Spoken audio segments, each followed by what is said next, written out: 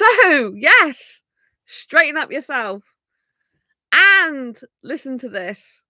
If you have got depression, if you've got anxiety, if you've struggled with your mental health, this is a video for you. So, May is Mental Health Awareness Month, in case you didn't already know that. And I know a lot of us asexuals do struggle with our mental health. Now, a lot of asexuals have depression and anxiety, and some have other health conditions and mental health conditions as well. And it's probably to do with the fact that we're quite alienated growing up and from the larger population of the world because we are so very different. So rather than depression or anxiety being a symptom of asexuality, as some people seem to think, it's rather the case that we're like that because as growing up, we didn't fit in. We didn't understand everything that other people were talking about, and what everyone else was into was not what we were into, usually on the whole. So this can make you feel very isolated because you haven't got a sense of community or belonging anywhere. But when you find the asexual community, it's like a light bulb going on, and you're like, oh my gosh, there's people like me. Maybe they're not exactly the same as you, but they are like you. They understand you. They understand where you're coming from. And it just gives you a sense of place, a sense of purpose within the community, if you know what I mean. And it gives you other people to relate to. And these are all things that can help you with your mental health. When you feel like you're a part of something bigger than you are, you then feel included. And when you feel included in something, then it gives you a greater sense of satisfaction of being alive, of being here on this planet Earth. So by joining this channel, joining other asexual channels, buying asexual books, buying asexual merchandise, all this type of thing, this helps foster a sense of identity and a sense of place in the world. And it gives you something to relate to and that you can call your own. If you wear an asexual t-shirt, for example, it gives you a sense of like cementing your identity, being proud of who you are. And that's another thing. Be proud of who you are and how far you've come in your life already. This can be a huge benefit when you think back and you look throughout your life of what you've survived and come through. This can give you the confidence to know that you can survive and thrive future things in life and your current circumstances. It's a way that we need to look for evidence of where we succeeded before in life and then know that we can succeed again. So it's very, very good. It's a technique I've used myself because we tend to be very self-critical and we tend to say a lot of negative things to ourselves and feel like we're not good enough or we're not quick enough or we're too slow and people are doing this and we can't understand things that they understand, and it can be very, very negative self-talk. So in order to prove our mental health, we need to get into the habit of kind of counteracting that with positive self-talk, with saying the opposite. So if we're saying to ourselves, I'm like, some people might say they're stupid. I don't use this type of language with myself anymore. But when I lack self-love, I might have called myself stupid or idiot or hate myself and all this type of language, right? So in order to counteract that, we've got enough critics in the world. We don't need ourselves to criticize ourselves. We need to say the opposite of these thoughts. So we need to be saying, if we say we're stupid, we need to say, no, we're smart, we're intelligent. Look in the mirror and say, I'm smart, I'm intelligent. Use positive affirmations and positive self-talk as a way of rewiring your brain to hear good things about yourself. Do some journaling. This gets a lot of negative emotions out. It might seem like it takes up a long time. Sometimes I've been journaling for an hour and a half or more, but you just need to get your emotions out, your thoughts, your feeling in a healthy way, right? Rather than exploding at someone or rather than retreating and people don't understand what's going on with you, because people can handle different tricky situations and difficult situations and upsetness in different ways. So, in order to help our mental health, we need to develop more healthy ways of expressing ourselves. It might be that you don't express yourself at all, in which case a journal is ideal, right? Because journaling down how you feel is helping you to express those emotions and get them out. Because if you keep your negative emotions bottled up inside you and you verbally tell them to yourself as well, you're basically getting yourself from both angles, like the internal and the external. You're bashing yourself, right? So you need to relieve that. And if you write down your negative emotions in a journal, even if it takes an hour and a half, you're actually releasing them rather than keeping them pent up, which is a lot more healthy for you. If you've got supportive friends, talk to them, phone them up, video call them, ask to meet up. A problem shared is a problem halved, they say. And so the more that you can get into the habit of sharing with other people, the better it is. This doesn't mean to say you just talk about your problems all the time, because people will get fed up with that. They'll think you're negative all the time, right? But the people that really genuinely care about you, they're not just there for you in the good times, they're there for you in the difficult times. So this means that you can share that you're having a difficult time, just tell them, I'm having a difficult time with my mental health at the moment. And if you need something, then state to your friends what you need. They're not mind readers. If you need them to give you advice, say, have you got any advice for me? Ask them the question. If you don't want advice, say, like, I'm not looking for advice, but I just want to share with you how I'm feeling. And so they know not to give you advice, and they know that really you're looking for comfort and support and compassion. So, make sure that you are explaining things to that degree to people. Like, if you actually share your feelings, what you want that to get out of the experience, whether you're looking for advice or not, basically. If you don't mind either, then it doesn't matter, you can just go with the flow. But sometimes all you need is a hug. You don't want advice. You don't want an analytical breakdown of the situation. You just want someone to give you a hug. If a person is okay to give you a hug, you can ask for a hug. Not everyone likes touching or cuddling, but, they might give you a virtual hug, right? So you need to ask for what you want, but obviously don't be disappointed if someone doesn't give it to you, because they've also got their own life and their own issues going on. And that's an important thing to remember with your mental health. If someone's being off with you, they're not being so good with you, or they disappear for a while, it's often them, it's not you, because they've got problems with their own mental health and they're struggling. That doesn't mean to say that you accept rubbish from someone. If someone doesn't bother to keep in touch with you, you don't chase after them. This is another thing you need to do for your mental health. Realize your value and your worth. And if you've gone through childhood trauma, for example, you might have been around caregivers, or, teachers or peers, or people in your life that weren't very safe, that didn't provide you with a non-judgmental space, who didn't actually be there for you in times of emotional need. So you were neglected to a certain extent. And there's a tendency with that type of scenario that as an adult, you'll latch on to whoever is going to pay you any attention, and whoever is going to listen to you for a short period of time. And then when they decide to disappear, you'll be like really upset, and you'll be like, what happened? It's okay to feel upset when this happens.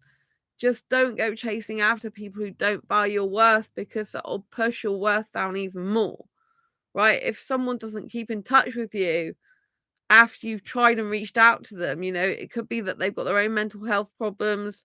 Sometimes people just go quiet for a day or a week or something. But if it's consistent that they're not showing up for you, they're not really communicating with you anymore, then you need to let them go and move on, because you cannot chase after someone, because that's devaluing you. It's basically saying that person is more important to you, and you've got to chase them even if they're not that bothered about you.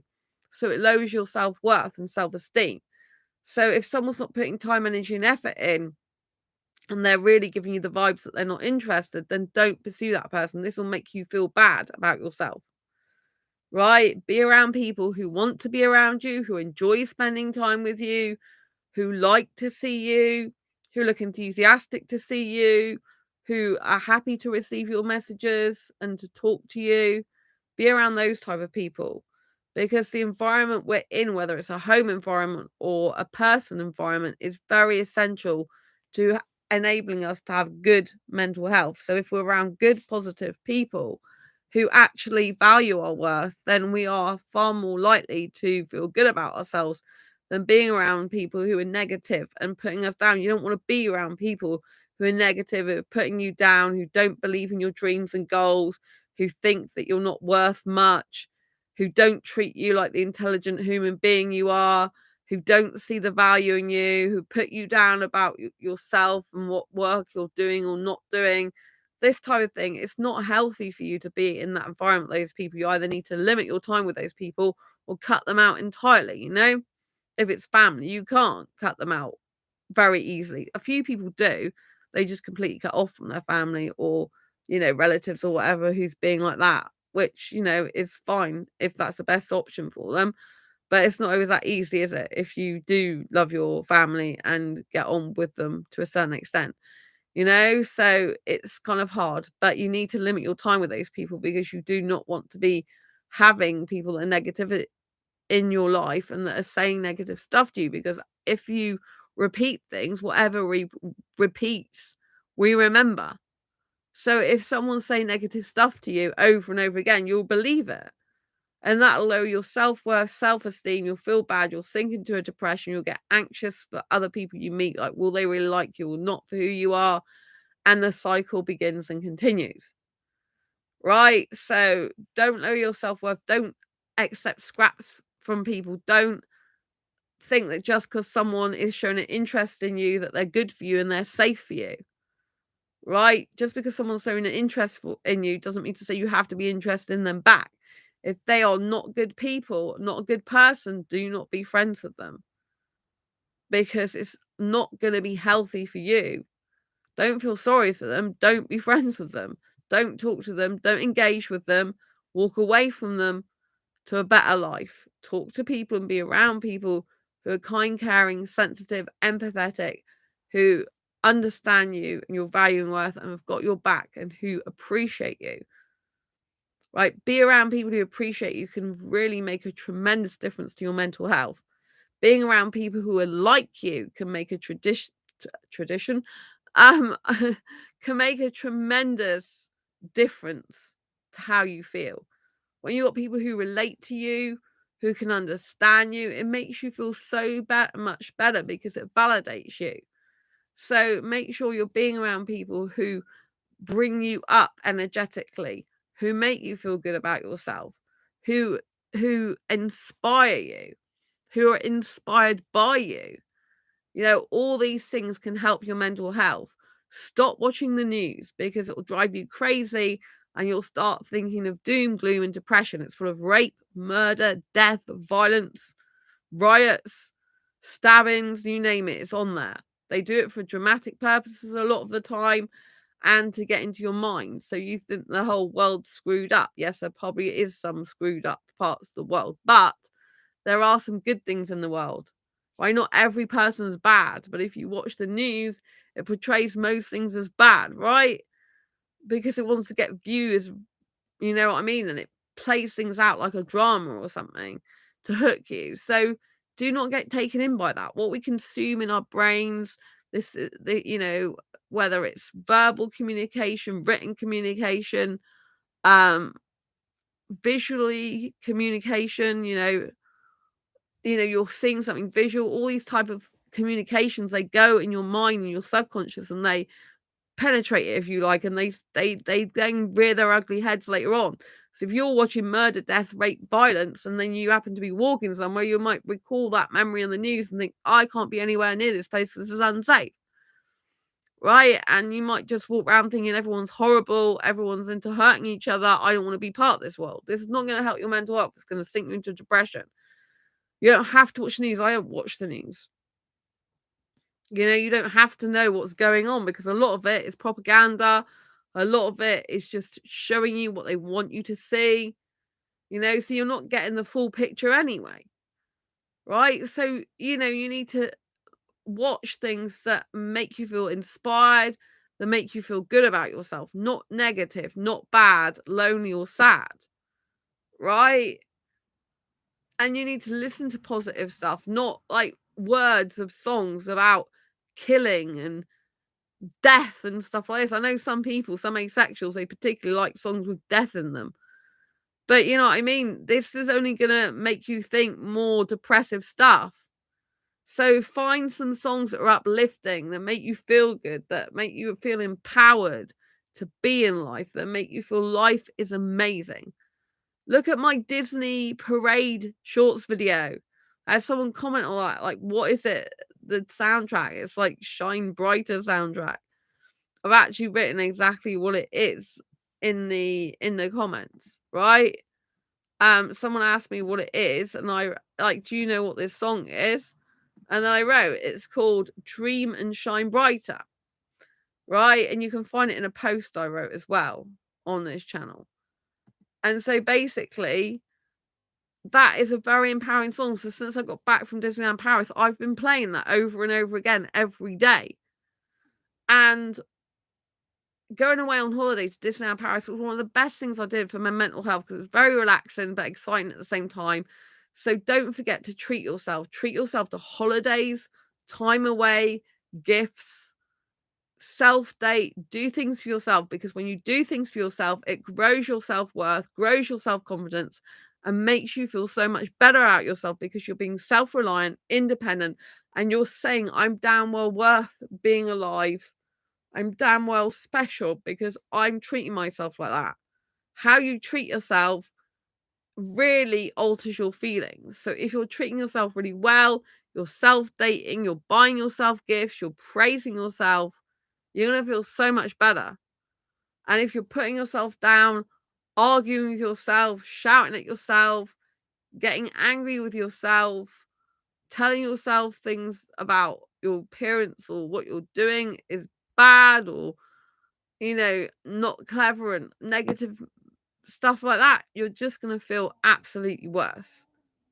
Depression's often brought and maintained and sustained by lack of purpose in life, by events that are external, but how they affect you internally. And it's often that you don't feel you can fit in anywhere, and people don't relate to you, and people don't understand you.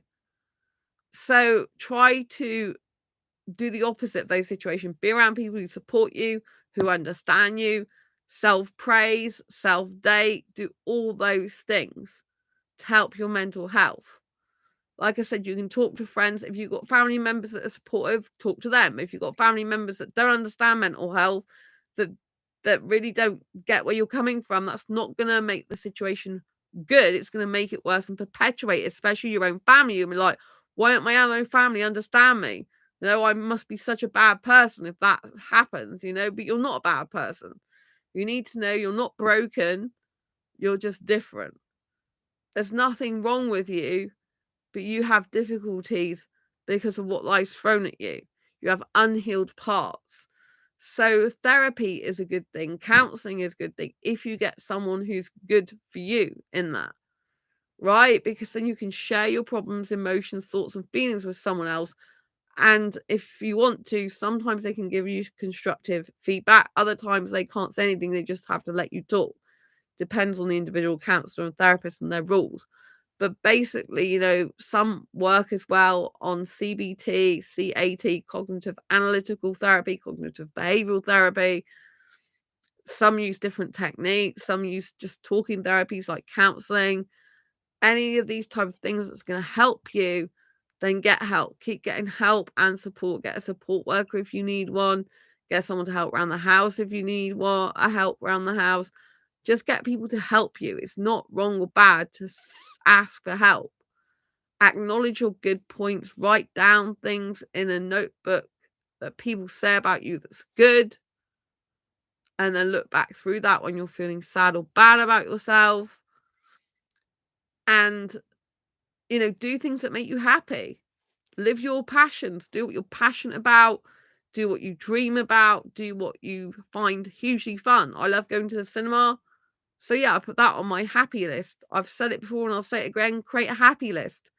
This is a list with at least 10 items on it of things that make you happy.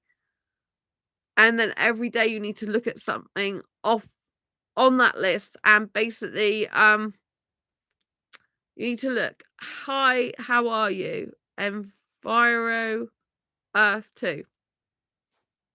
I'm doing good, thank you.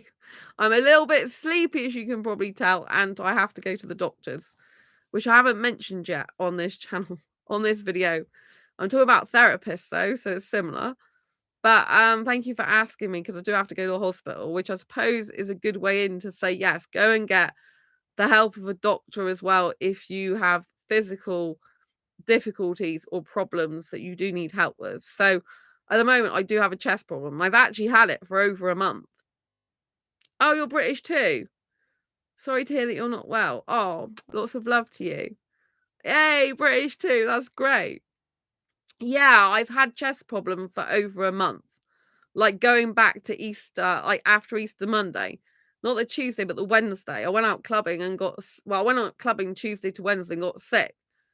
With my I've got a respiratory infection, but they won't give me any antibiotics for it. But I've got a chest X-ray at the hospital on Thursday this week. It's now just gone into Wednesday in the UK, hasn't it? Well, it's 1:21 here when I'm recording this live. But yeah, so I've got to have a chest X-ray because I've been coughing stuff up for over a month. So even though I went to Disneyland Paris, I was still coughing stuff up. Like I had to take tissues with me so I could cough stuff into the tissues. It's really gross. I don't show this on my videos because it's disgusting, right? You wouldn't want to see that, I don't think. Maybe some weird fetish people will, or some people that like seeing gross stuff might, but it is disgusting. Can you be mentally healthy if you don't socialize a lot? That's a really good question. So there are introverts and extroverts and ambiverts. An introvert tends to need more alone time, needs to spend time by themselves to recharge and to recuperate and to keep their energy levels up. So an introvert, in order to be healthy, would need to spend more time alone, more time on their own, more time in maybe indoors, or more time by themselves. Even if they're outdoors, it would be by themselves basically. So that would be healthier for their mental health at times to be indoors, spend time alone, more than an extrovert, for example. And so to be mentally healthy, they will need alone time, they will need to withdraw and spend time with themselves. However, one of the 5 ways to wellbeing, because I used to work for the NHS in the UK, as a peer trainer, and I used to teach blogging and social media for mental health. And one of the things that we got taught as the 5 ways to wellbeing was connection. And people need to be connected to some other people, basically. It's one of the human needs for maintaining well-being. So I would say that if you completely cut off from everyone, that's not actually going to be healthy. That's probably more of a safety net, because you've got things you're scared about in terms of being socially awkward, or not being good socially. So it's hard, so introverts need to spend more time alone because they need it for their own mental health. I don't know if you're introverted. I'm guessing with the question you are. There's a lot of asexuals that are. But having said that, they still need some human connection.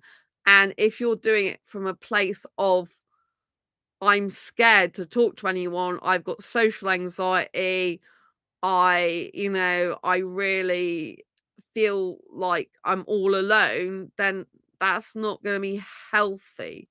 So I would say it depends on your motive for being on your own and not socializing, and how you feel when you're not doing that, because different people need different socialization. A lot of introverts, like I said, they get too stressed out and too exhausted if they spend too much time socializing. Sometimes like a few hours a week is enough for them, or like X amount of time a day. I'm an introvert and get drained, but also anxious around people. Yeah, I mean, you have to do what's right for you. But I guessed that with the question, it's probably a combination. A lot of asexuals are introverted. The majority are, as far as I know. I'm an extrovert, which is very rare. It's very weird because whenever I've held asexual meetups in my city in Exeter in the UK, "Oh, you're not asexual? Oh, I'm sorry. I do apologize." But there are a lot of people in the world that are still introverted. Like, I thought for years that most people are extroverted, but I got it wrong. So I'm in, as well as being asexual, I'm in the entrepreneur space. I know a lot of business people. I've got my much smaller channel called Make Money, Make Cash. And I've got a lot of entrepreneur friends. I started in personal and professional development and attended my first business seminar in 2012. Oh, you're homosexual. That's great. I have lesbian and gay friends. I'm not lesbian or gay myself, but I do have them friends. It's nice. So yeah, so um I've forgotten what I was gonna say now and I'm live. That's so funny. Cool. So yeah, I was gonna say yes. So I'm in the business world as well, if you like. But I thought like public speak because I'm doing speaking courses at the moment. But I thought public speakers, entrepreneurs, people in the public eye, I thought they were all like extroverts. And apparently, no, a lot of like the big name people are like that I follow, a lot of them are introverted, but they have to learn the skills to do more extrovert things, if you like, to be more outgoing, to be more talkative, to speak in public. But then when their camera goes off, they're much more introverted. So, I mean, you can learn social skills. I used to be very socially withdrawn. So years ago, when I was a kid, up to 10, for example, I used to be very introverted. And I've had a problem with being in groups till like adulthood, till basically I started organizing asexual meetups in 2015. To be frank with you, I got a bit better before then because I started socializing in work groups. But I would also so your question is, speaking to people is a skill. Yes. Public speaking is a skill, and all because I'm doing public speaking courses at the moment, but also speaking is a skill that can be learned. Communication is a skill that can be learned. Unfortunately, we're not taught this in schools. And I used to be very, I don't know how to put it. I couldn't be in groups. I could only talk one to one. I could not be in a group of people. I felt it's really hard to put myself back in that position then, but I felt really left out, lonely, even if I was surrounded by people. I felt that I couldn't interact with people.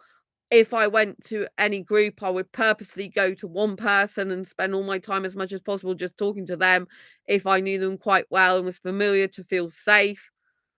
And I was like that for years. Like, at school, primary school, I was bullied, and then I didn't really have, well, had one friend in school end up not being my friend at age 10. So there was only one friend I kind of knew outside of school and stuff.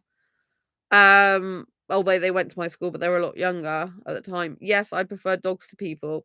Yeah, I mean there are other, oh yeah, culture, not asexual, sorry, but there are people who I know who do prefer, well, in the asexual community, I'll say, because that's what I mostly know, because nowadays I'm mostly in the asexual community because I run 6 asexual groups.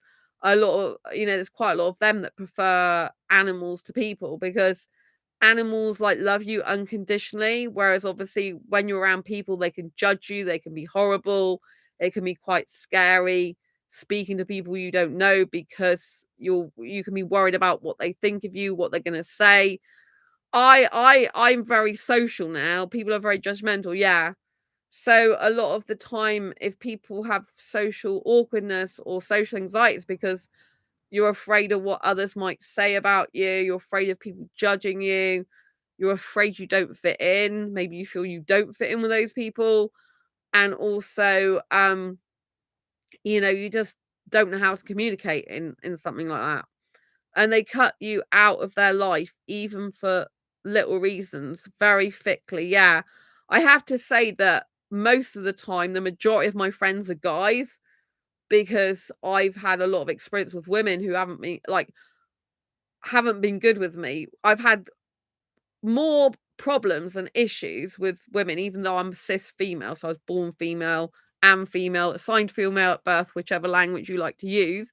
And even though I'm female, I do have some male traits which I like.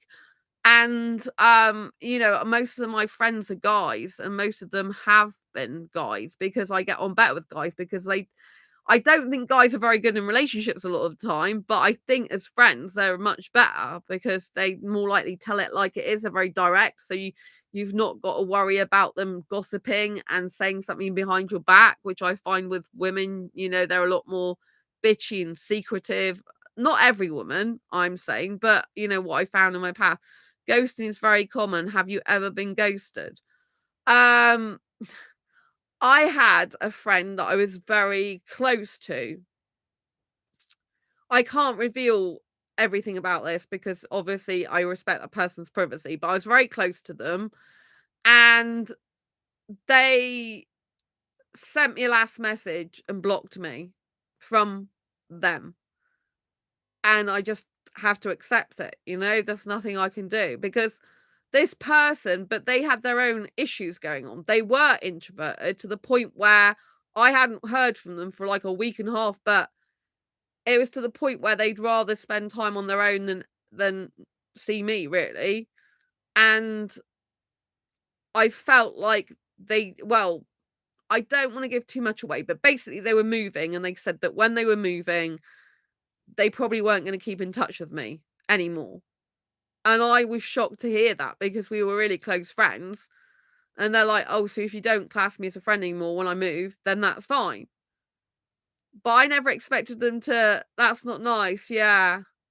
It was horrible. I was really shocked. And they're like, "That's what I'm like." And this person was highly introverted and they valued their alone time more than spending time with a person.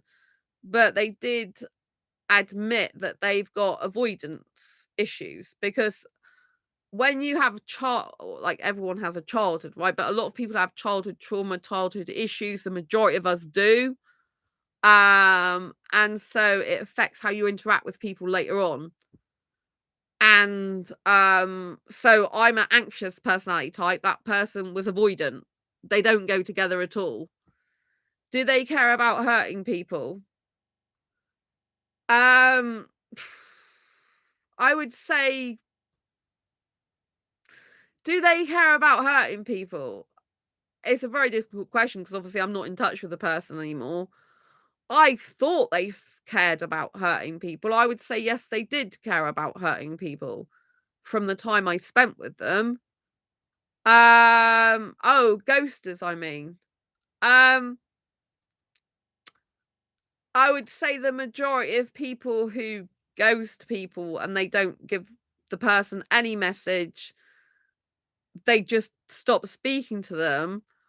I would say that the people they do that to aren't that important in their life. Because if that person was important to them, they wouldn't ghost them in the first place. And it can just be that you're not compatible, that that person's got issues that they need to address themselves. It can be like for a number of reasons. But I think it's important to note that your value and your worth does not rely on other people. This was a major shift in my mind that helped my mental health a lot. That my value and worth is not dependent on other people. And for years it was. And because when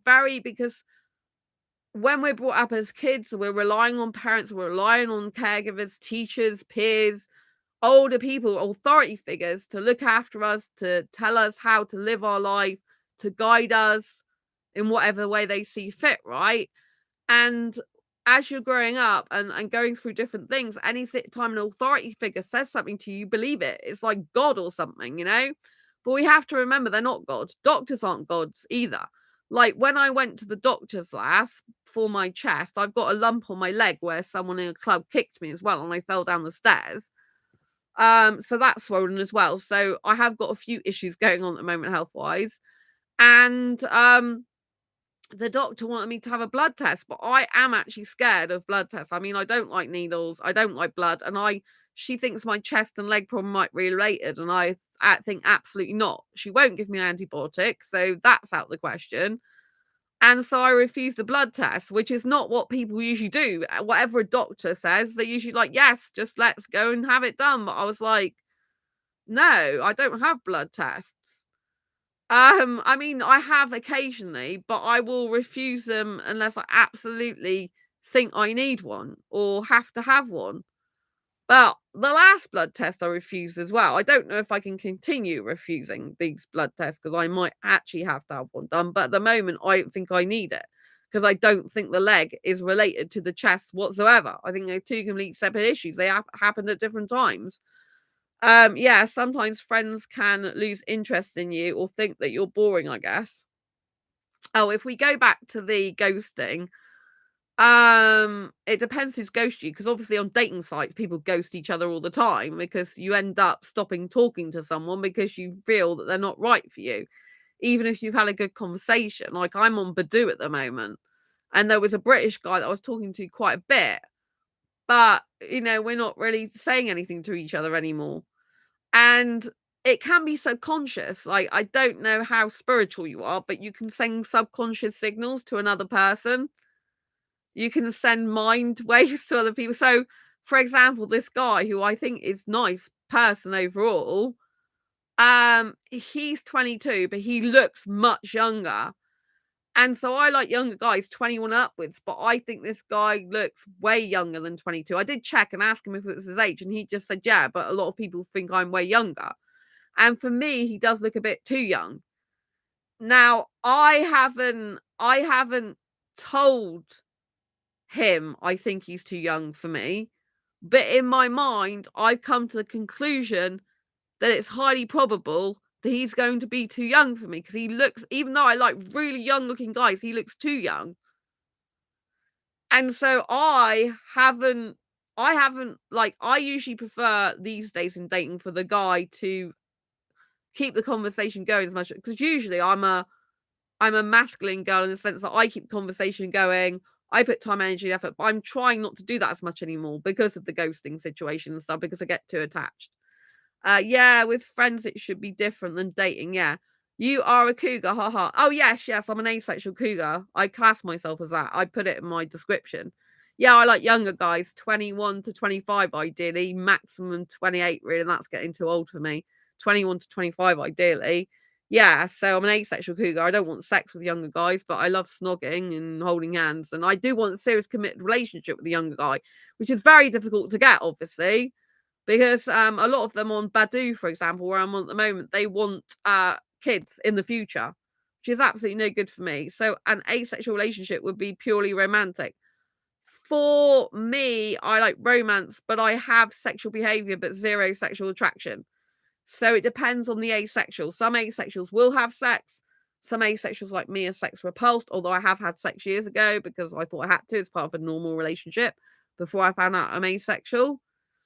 So, and also with mental health, don't do anything you don't want to do sexually. Like some asexuals who are sex repulsed, like me, for example, if you try and force yourself to have sex, that can be really bad for your mental health. Some asexuals that do have sex, it's a really traumatic experience. If they don't want it, they don't need it, they don't like it. It's like being raped. So that is really bad for mental health. There's a few people, well, there's someone in my asexual perspectives book. She was married, and she talks about all the time she's been raped because the guy was just like in different relationships, I think it was as well. And these people, like these guys, were just having sex with her, but she didn't want to do it because she doesn't like sex. So you can get this in Amazon, by the way. So yeah, so so some asexual relationships do have sex. Some have physical touching, some have no touching. It depends on the individual. I'm personally sex repulsed asexual, but I have sexual behavior but zero sexual attraction. Some sexual behavior, not full. I like to keep my clothes on. I'm nudity repulsed, so I don't like a guy seeing me naked, and I don't need to see a guy naked below the waist. And I like kissing with my clothes on, but I'm quite happy to sit on his lap or in between his legs, so I can like stand some sexual contact through clothing. if that makes sense. But I'm very unique because, again, I do like younger guys, which is quite unique for asexuals, and I'm a hyper romantic and a hyper kisser. Like, I can kiss for up to 3 hours and not get bored. This is very rare for the whole world population. Um, I'm a homosexual man, biromantic, so I can still have romantic feelings for girls. Finding a guy that doesn't want sex must be difficult.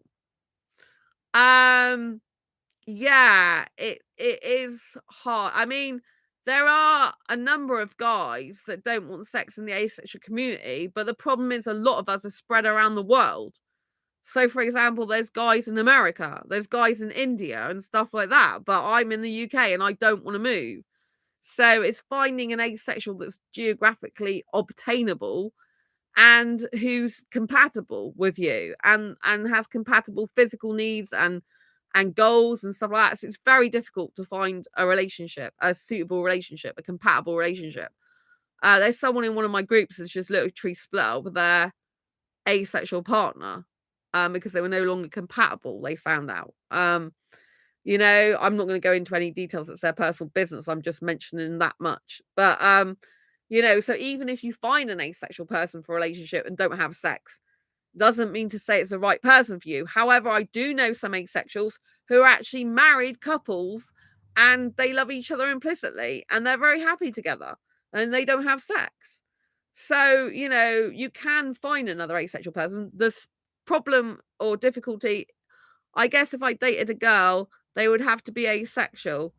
Yes. So it's very interesting what you say because I have a friend and he has sexual desire with guys, but he's romantically attracted to women. So he's very similar to you, actually. He's in the UK.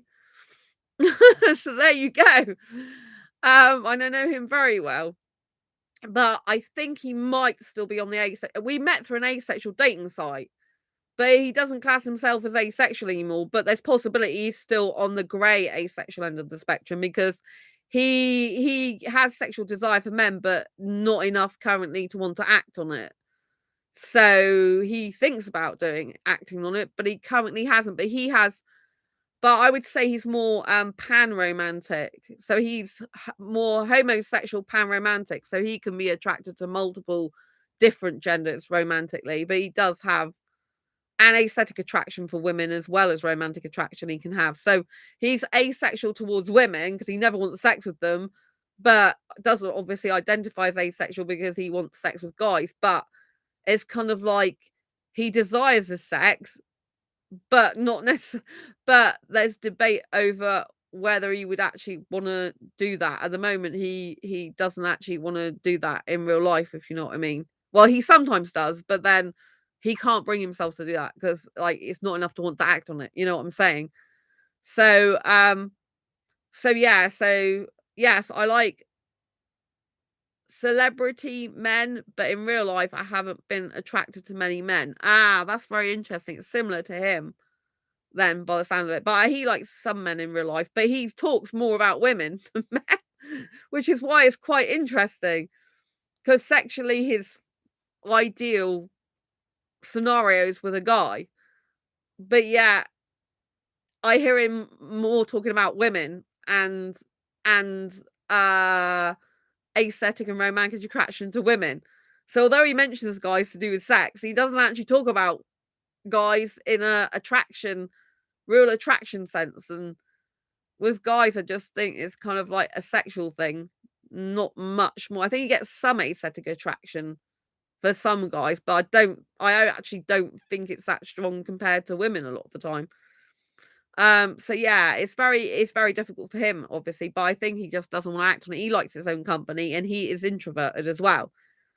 And he doesn't like socializing. If you're asexual, then could you date women too?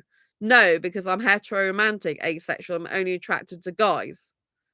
So you get different types of asexuals. So a heteroromantic is someone who's only attracted to the opposite gender or sex. I'm female, so I'm only attracted to guys. I'm hetero asexual, in other words, instead of heterosexual. because I'm asexually attracted to guys. I'm aesthetically attracted to guys, intelligently attracted to guys. I'm not attracted to women. I'm definitely not attracted to women. The whole thing like grosses me out.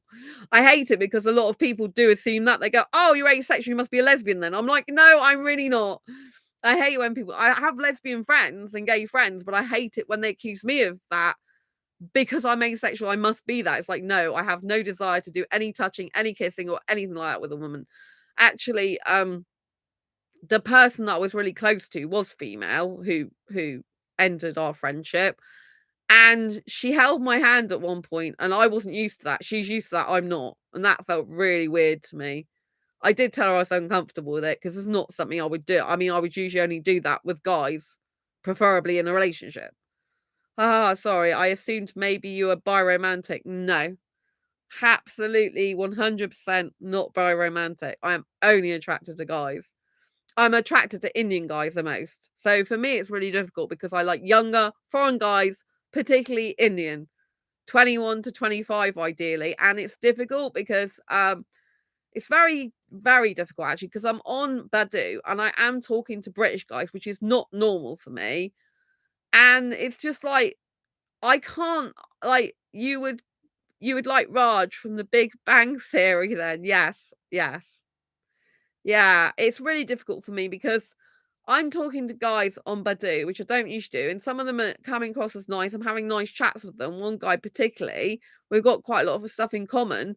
But I was sat eating my food tonight, and it just comes across me again that I'm meant to be with an Indian guy. However difficult that is, because at the moment it seems impossible, but nothing is impossible, because I'm spiritual and I believe in past lives. So I believe I've been in here before in a past life, and I believe I knew an Indian guy in a past life when I was with him in a relationship.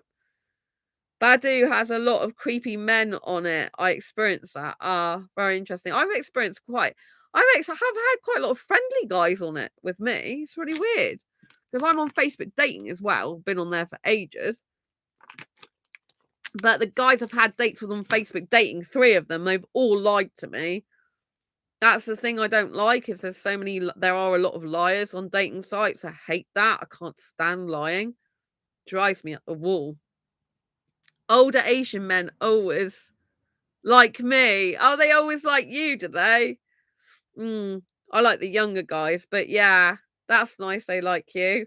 It's really weird because I do like guys so much. So sometimes with my because a lot of my friends like guys as well. Like my best asexual friend, they're into guys. They're non-binary, but they're into guys. And they were assigned male at birth for your information, but they don't identify that at all. They're more feminine than I am. They joke about that all the time. They're like, "Oh, you're more like a guy, Sandra, than I am." I'm like, "Yeah, I know. I agree with you." Um, so yeah, they're into guys, and we talk about the guys that we like sometimes. But then we do have some different tastes, and sometimes we're exactly the same. So it depends on the guy. But they're more open to British guys. They like British guys. They're not just liking foreign guys. Non-binary it always confuses me. They sounds like 2 people. Yes. However, when we talk about getting, for example, a Christmas present for someone, we'll say I got a Christmas present for them, even if it's a single person. So the plural's always been used for single people as well, just that not necessarily in the context we're used to. But I have to use they them because that's their pronouns and it's a sign of respect to use the pronouns people want. And it take me a long time to say they them. And a lot of the time, like my mind, yes, respect them exactly. And my mind used to automatically go back to the traditional 2 genders. And, it's hard for a long, long time to actually say they, them consistently, but I'm really good at it now. The majority of the time, I still cock up sometimes occasionally. They do forgive me because they know that the majority time and I'm saying they, them, and I try so hard. And if I ever say the wrong thing, I'm like, oh no, I'm really sorry. I realize what I've done. But a lot of the time, my brain, if I'm with them, and in a group of other asexuals, I'll end up calling a lot of other people they, them, because my brain seems to not be able to switch between he, she, they, them very easily. It's either everyone's a them and a they, or it's a he or a she. My brain, like, it finds it very difficult. So if I'm with my best friend, then I'm usually in a group, I'm usually saying they, them to other people as well, even if it's not so say there's a guy in the group, I'm calling they, them as well, even though they identify as a guy. I don't believe in marriage. Do you? No, I don't like marriage. It's not that I don't believe in it as in the sense that I don't believe it can work for some people. It's my parents' wedding anniversary today. If you didn't know, I just posted about it on Facebook. 24th of May, 2023. They've been married 54 years. So obviously it can work out, but I personally don't like marriage. I personally don't want marriage.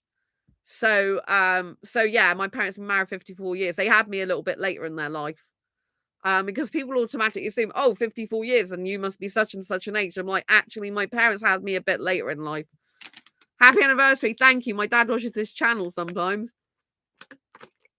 I sent them a present and card because I can't see them at the moment because my chest is not good, and I made them ill a while ago. I didn't make them as in you're gonna be ill, but I had a problem with my chest for a couple of weeks, and then I got rid of it, and then I got this thing back again, and unfortunately they got ill the first time. My grandparents got to 60 years, then my grandpa died sadly, but he was 88. Oh, it's very good they got to that. My grandparents got to 60 years as well. And my granddad died, and my grandma died in 2014. They only just reached 60. Oh, mine was coming up for their 61st year, I think. But yeah, I'm glad they reached 60 though. That's really amazing. Yeah, my grandma was 96 when she died, but my granddad died quite a few years before her. So yeah. But yes. So I know that it can work because it does for some people, and my parents are clearly made for each other. But it's not how I'd like to live my life. Nowadays people are lucky to reach 3 years. Yeah. I personally would not have a marriage like that because it's not who I am. I'm totally opposite to my parents. Like, my dad's a traditional go out to work and the woman does all the housework. But luckily for him, my mum's dream was to have a kid, me, and she didn't know it was going to be me, and to do housework and be a housewife. That was her dream. And so she's always wanted to do that. And so she likes doing that. But I personally hate that. I'm the exact opposite. I can't stand it. I won't do cooking or cleaning or anything like that for a guy anymore. I don't even want to live together in a relationship. Some men like to take care of men, I guess. Women, I mean. Yeah, I guess some women do. My mum's not worked that much in life. Before she met my dad, she did, but then since they've been married, she hardly worked. But my mum's had quite a lot of illness, so but, even if she's sick, she'll still cook and clean for my dad and stuff. I'm like but my dad's like said once, "Oh, your mum's my maid." And I look like this at him, and he's like, you would not allow me to talk like that way about you, would you?" I'm like, "No, I wouldn't." Like, it's really bad, in my opinion. Maid, yeah, exactly. He said that to my mum, and my mum doesn't mind. I'm like, "Oh my god," and my parents are very conservative, like, they don't show affection in public. You'd think they were asexual, to be honest, but they're very much not. I hope your mum is healthy. My mum has, like I said, my mum has health issues. She can't help it, she's got a rare eye condition that affects her kidneys. She's only one of a very small, minute population in the whole of the world. So she has a rare eye condition that affects her kidneys. She had to have keyhole surgery in 2010 to save her life. So yeah, but I'm thankful that she's been here all that time. Yeah, so she's diabetic as well. So's her brother. But yes, but she's really like strong. I do admire the fact my mum is very strong character. Like as in she's very strong. Like even though she's sick, she's still very like keeping all the house together, doing all the cooking, doing all the cleaning. She used to look after my guinea pig for years, who sadly died before Christmas last year. It's kind of hard to talk about that. I was with my guinea pig when she died, but she went to live at my parents because she's diabetic and I can inject her because I literally have such a fear of needles and blood. I had a massive panic attack in the vets. and couldn't inject her, and they're like, "You have to find someone else to look after your guinea pig." So my guinea pig went diabetic within 10 days, lost her sight and went diabetic. But 2.5 years later, she made a full recovery and the cataracts went from her eyes. This is meant to be impossible, and you can't ever do that. It's not meant to be something that's actually ever happens in life, but she did. But she can't continue to live with my parents because she'd lived there all her life. But I was with her at the end. So yeah, but my mum injected her for 2.5 years because mum's diabetic and my mum's okay about that. So your mum would cope if she was the only parent, whereas your dad might struggle. Well, I don't see my parents much. Like, I look after myself. They don't parent me now I'm older at all, which is a bit strange, but that's the way they are. So they don't have any, you know, they don't have anything to do with parenting me. Like, my mum and dad, well, particularly my mum, is of the idea you leave home, that's it, you never go back. That's it, done. You've flown the nest. And I left home when I was 19. I've been back once, but only briefly because my mum wanted me out again. I don't really want to talk much more about this on air, but basically, yeah, my mum's of the mindset, like she said, when someone flies the nest, that's it. So I don't have my parents parenting me anymore. Like, you know, I see them occasionally and I phone them up occasionally, but they don't have any active part in my life, really. Do you know what I mean? So they did when I was with my guinea pig. Oh, okay. Yeah. So they did when I was with my guinea pig. Like, we used to co-parent in a way. Well, I was always the guinea pig's mum and they were like the grandparents, but my guinea pig lived with them and my guinea pig had to go to the vets backwards and forwards because she was diabetic. So she had to have checkups and she had a lot of she had to have 3 operations in her life and all sorts of stuff. So, and checkups and stuff. So, but yeah, my parents don't parent me. I parent myself these days. I look after myself. I have to financially support myself and do everything for myself. But I do have a friend that helps me out as well. One of my best friends helps me out because I got fibromyalgia. I don't know if you knew that. Hi, Heather. Hi, Sandra. Happy anniversary to your parents. My parents are 52 years married. Oh, congratulations, Heather, to your parents. Yeah. What was I saying? I was saying, oh yeah, I parent myself basically. Yeah, so I have to look after myself. So it's harder, because last year I was going to be made homeless if I didn't find somewhere else to live. And I can't go back and live with my parents. So I eventually found it here, this place here. Took me up to 14 hours a day to search for a new place. It's really difficult to find a place in my city. But yeah, so I basically look after myself. So yes. So my mum and dad, have been together for 54 years. If anything happened to one of them, I don't know, My mum's very independent, but then so's my dad relies on my mum more probably because actually my mum's got lots of health conditions. So you haven't had much support from your parents. Thanks. I appreciate that. Yeah, so my mum nowadays, although my mum's got health conditions, she's more healthy than my dad in the sense that my dad, he can't walk very far anymore. So he doesn't work he's retired anyway. But he has a non-profit, but he can't do the non-profit much anymore. So someone else has taken over now, a younger guy, because he can't walk very far. My dad and he can't lift much. So my mum has to do a lot of physical stuff with him as well. I have it. One of my best friends helps me out. Yeah, because I got fibromyalgia as well as anxiety. It's to do with mental. I recovered from depression years ago, but I did have a lapse to do with an ex-work issue. But yeah, but I'm good now. My mind's fine now. But I have anxiety condition, generalized anxiety disorder. And I also have fibromyalgia. Fibromyalgia is a lot harder in terms of pain because it's a chronic pain condition that affects the nerves and muscles of the body. And I went out today and like literally I have an ice pack in me. See? But I don't say this on air. And this is what I use all the time. This is like right next to my skin.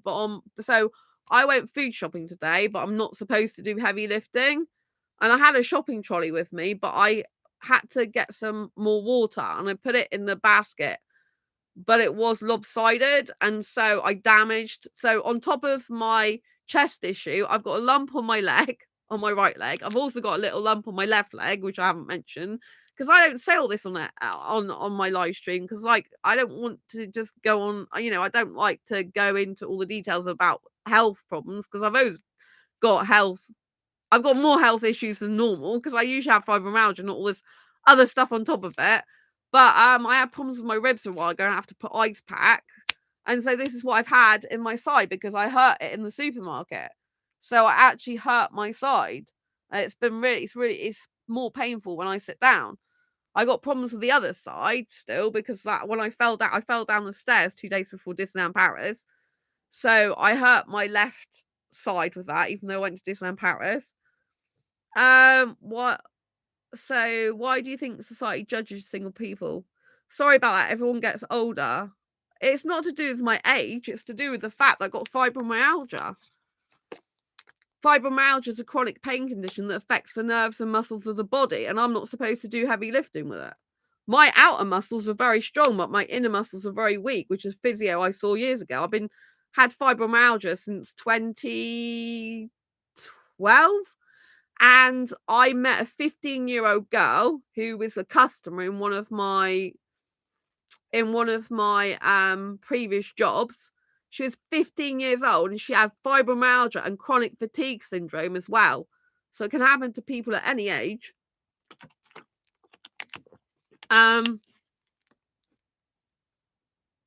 It's not a disease. Fibromyalgia isn't a disease.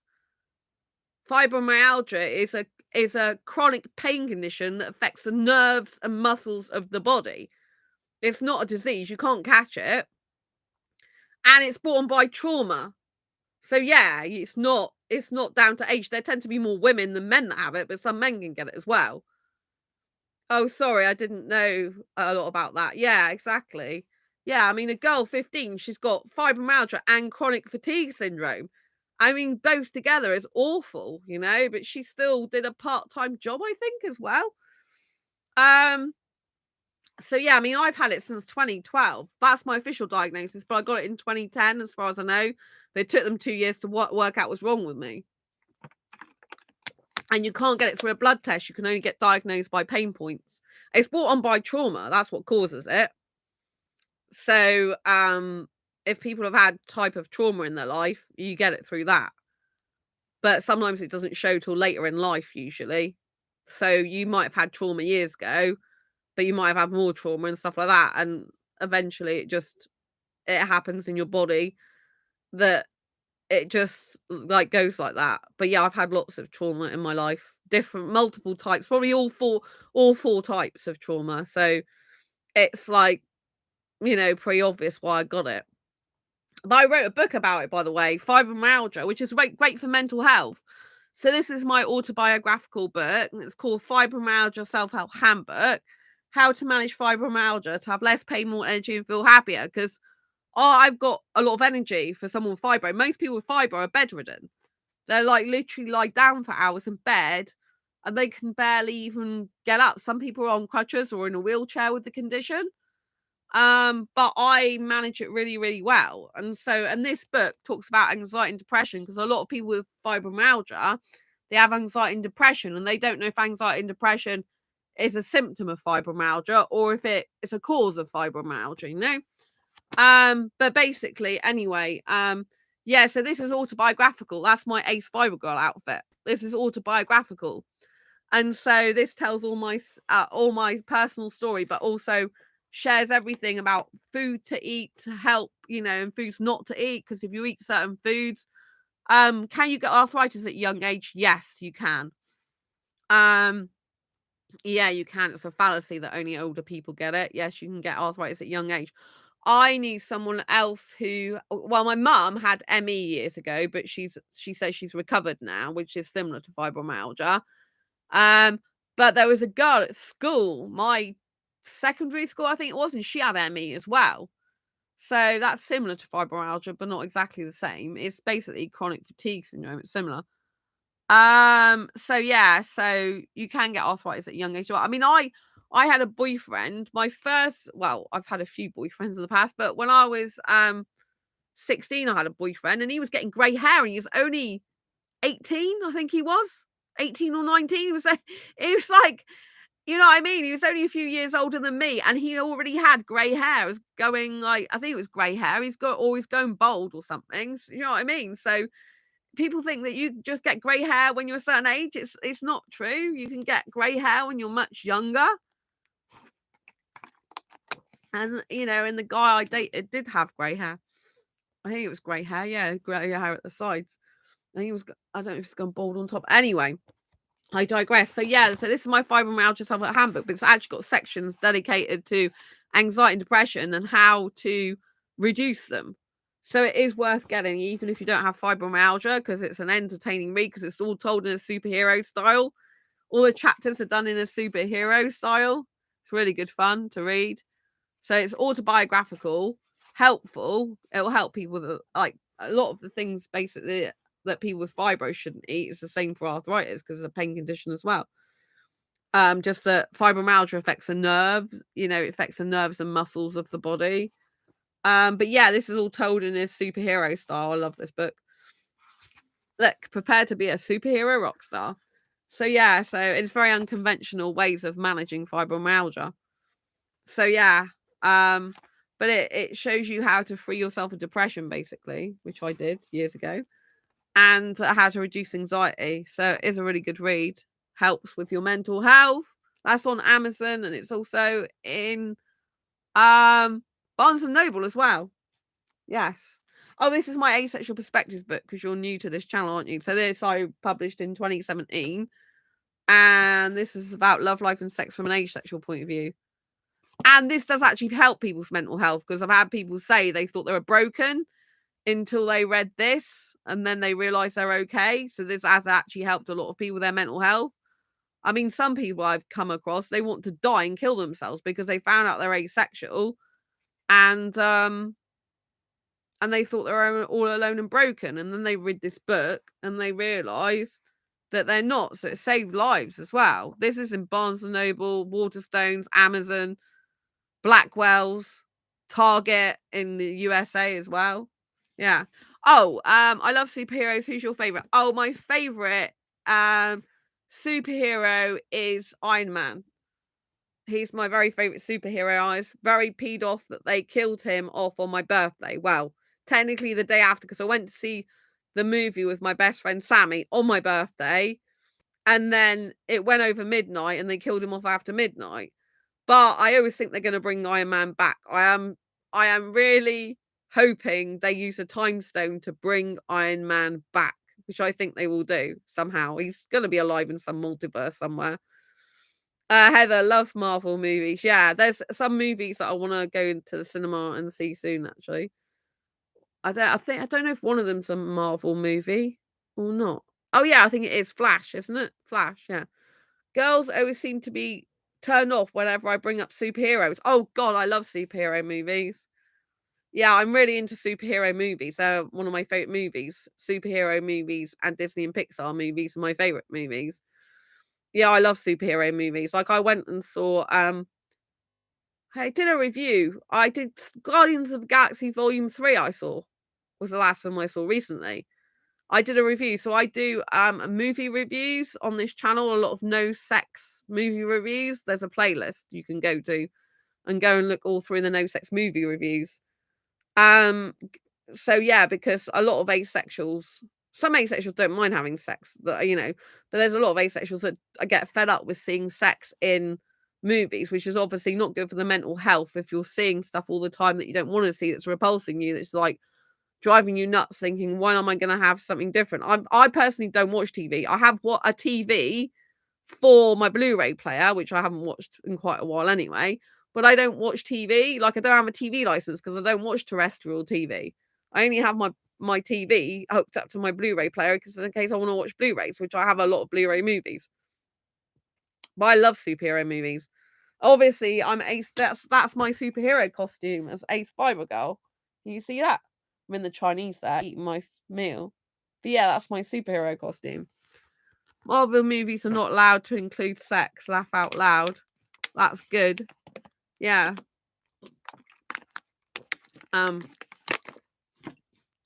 Well, I like that a lot.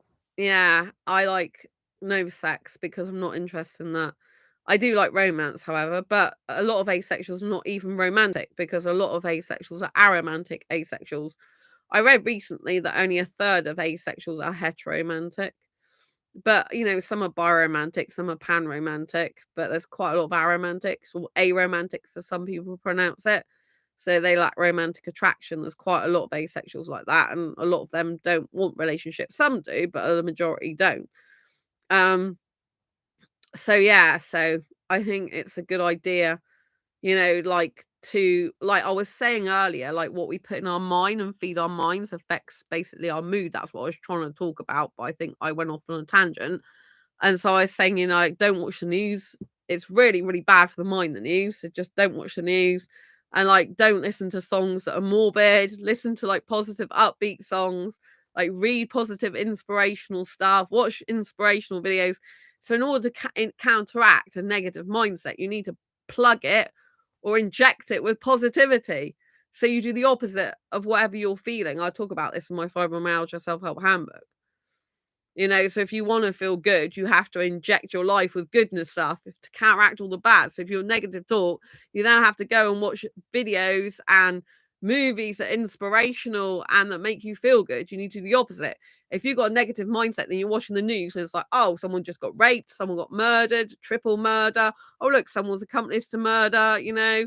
And so, 5 people got killed, 20 people got killed, and all this lot. This is just plowing into your head negative stuff. The more negative stuff you build, like a mountain, the more you get negative, right? So people who are depressed a lot of the time watch depressive stuff, listen to depressive songs. It keeps them in that state. It hardwires depression and negativity into their brain, and they keep feeding it and feeding it. So what you have to do is do the opposite. So if you want to change your mindset, you then have to plow it with good, positive stuff, positive, uplifting movies, positive, uplifting groups, for example, positive, uplifting videos, positive, uplifting reads, and cut out the negative stuff or minimize it at best. Cut things out completely is the best solution. But what I meant to say is, like, if you can't cut it out completely, then minimize it is the other best solution, at least minimal. But I cut out the news a long time ago because I realized, and TV, because I realized it's a waste of time. And if people are complaining they're seeing too much sex on TV, they've got a choice to watch it or not. And if TV's got you so hooked that you can't possibly not watch it, then the TV's controlling you and your emotions, and you're just a bypasser, which is how you end up in mental health difficulties and really bad states, because you let other things control your mind. We're being controlled a lot of the time anyway, because we're being conditioned constantly by multiple different people. But you have to decide and choose who you want to condition you and what you want to condition you. In other words, what you put in your head. And if you're always putting negative stuff there, depressive stuff, you're just going to get more negativity, more depression, and it's just going to build like a mountain. And the only way you can get rid of it is by literally hacking through it with positivity. You have to do the opposite. Heather. Hey, first of all, Enviro Earth 2 says people can be judgmental of the bisexual and asexual community. This is true. And yes, the news is bad, they agree. And then Heather says asexual is misunderstood. Yeah, very misunderstood. And then Envira says, yeah, sometimes dark, violent movies make me depressed, so only watch positive movie shows. Yeah.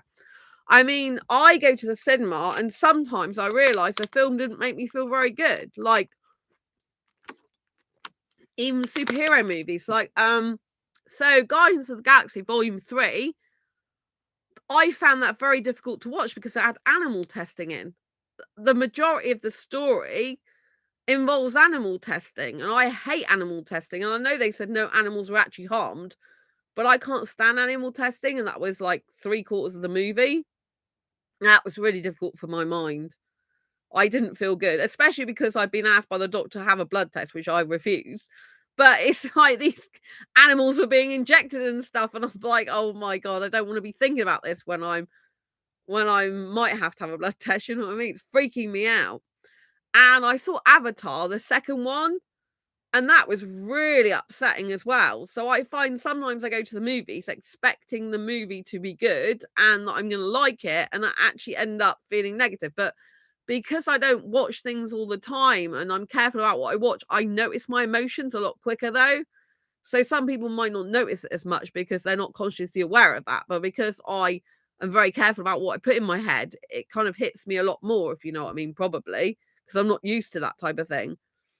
When Trump was president, it was difficult to cut out the negative, shouting at reporters, etc.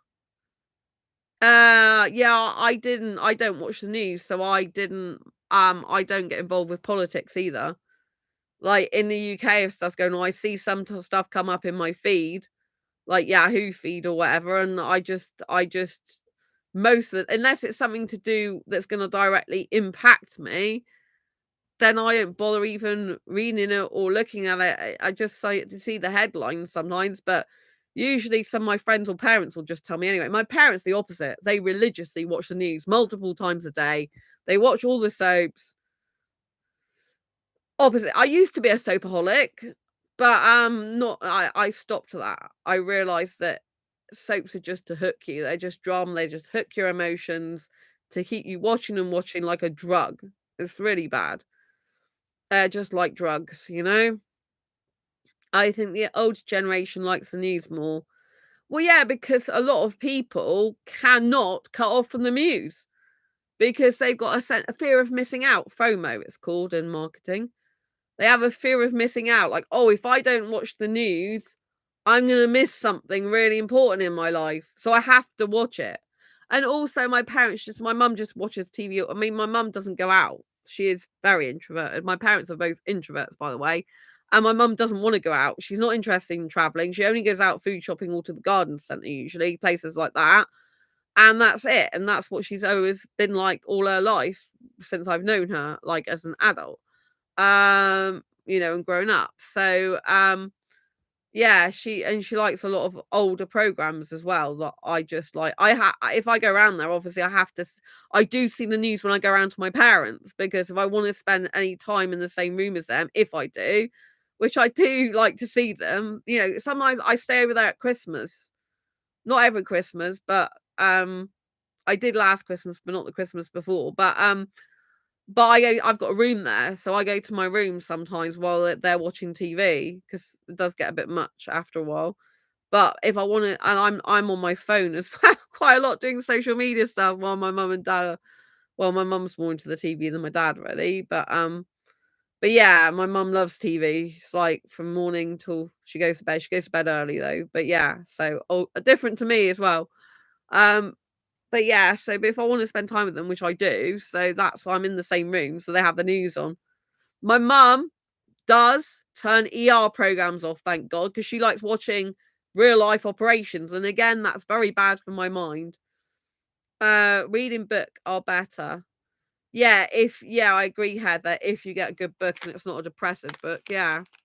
My mum doesn't read much apart from newspapers. Kids books, by the way. Oh yeah, I like kids books.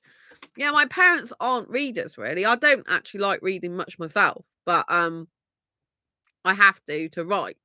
Like I have to read some stuff to write. But I like reading kids books because they are very good for the mind, like you say, usually because they're a lot of more fun.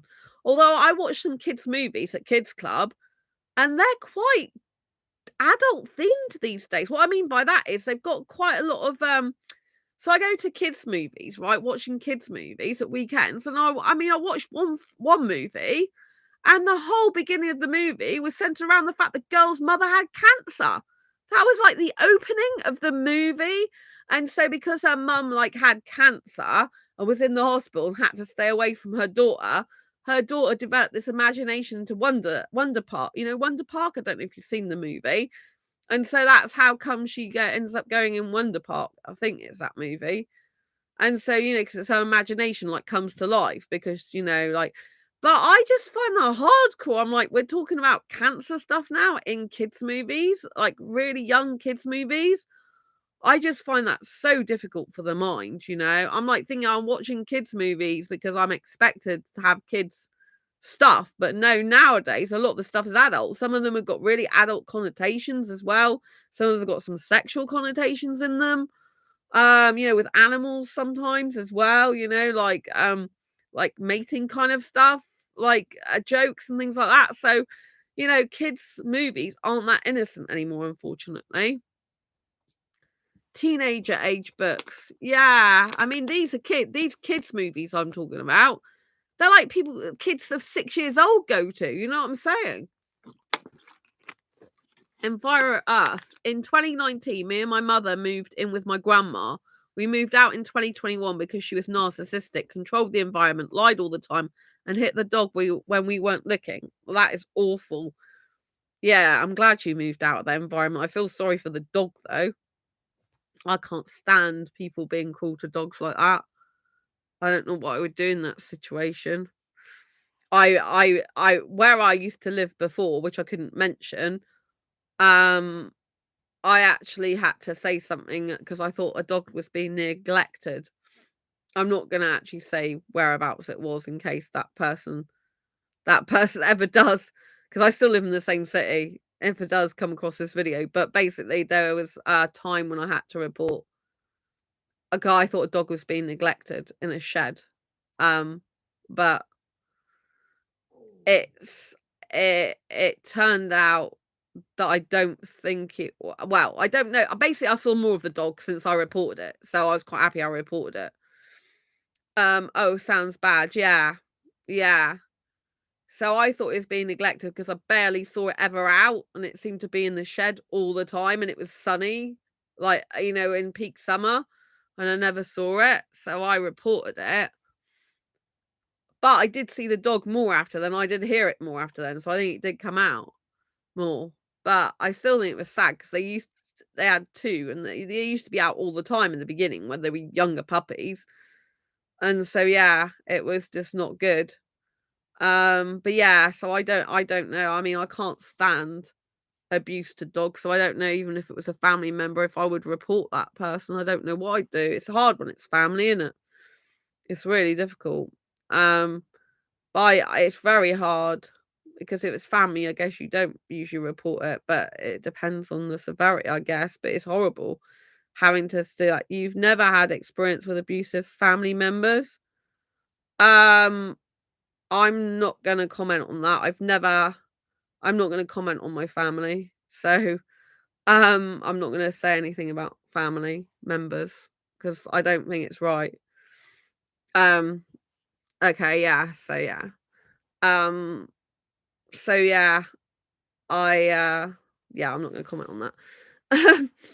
So, but yes, I have had bad relationships in the past with guys who have been abusive.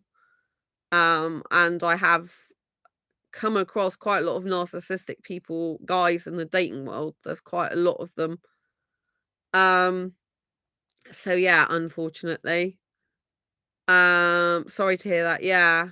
So I have healthy friendships now though, so I know what a healthy relationship would look like because I've had healthy friendships. Like I got 2 really good close best friends that I have been best friends with for years.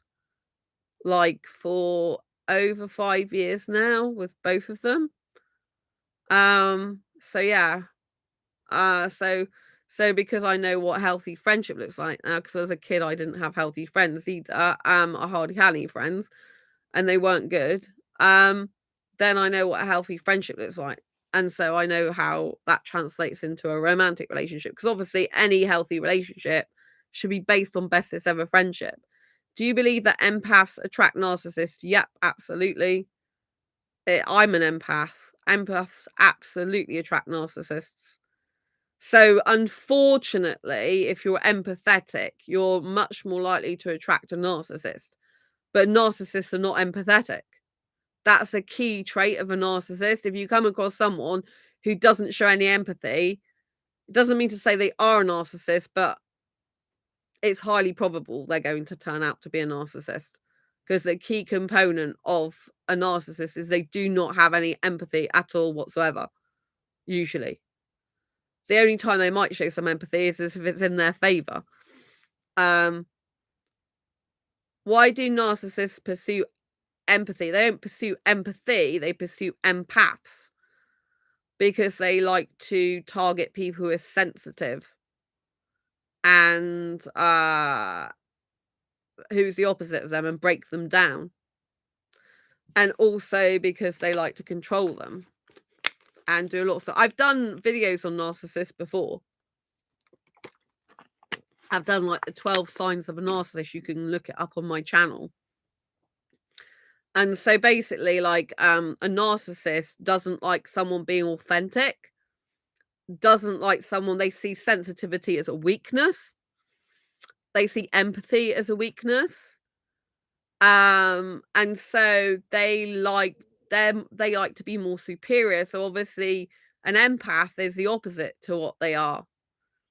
And so they really don't like empaths a lot of the time. An empath gets under their skin. But in a relationship, the empaths often treat as a doormat to the narcissist, because the narcissist can discard them, because the narcissist has the power usually, in the sense that narcissists don't give a shit, whereas an empath will. So if a narcissist gets in a relationship with an empath, they use an empath, because an empath is kind, caring, sensitive, and emotional. They don't have those feelings, so they can treat the empath like shit until the empath has enough. The empath has to realise and value their worth and see the signs of a narcissist early on, so that they can leave that relationship or friendship and move on and not go back, block them. I block people. People have a really big problem with blocking, and it's like, no, you block these people. They'll still try and come back in other ways, even if you block them, because that's what a narcissist does, because they're superior. They think they're more important than anyone else. That how could you possibly like anyone more than them? Because they're full of their own self-importance, and they put themselves on a pedestal, and like everyone's below them or underneath them.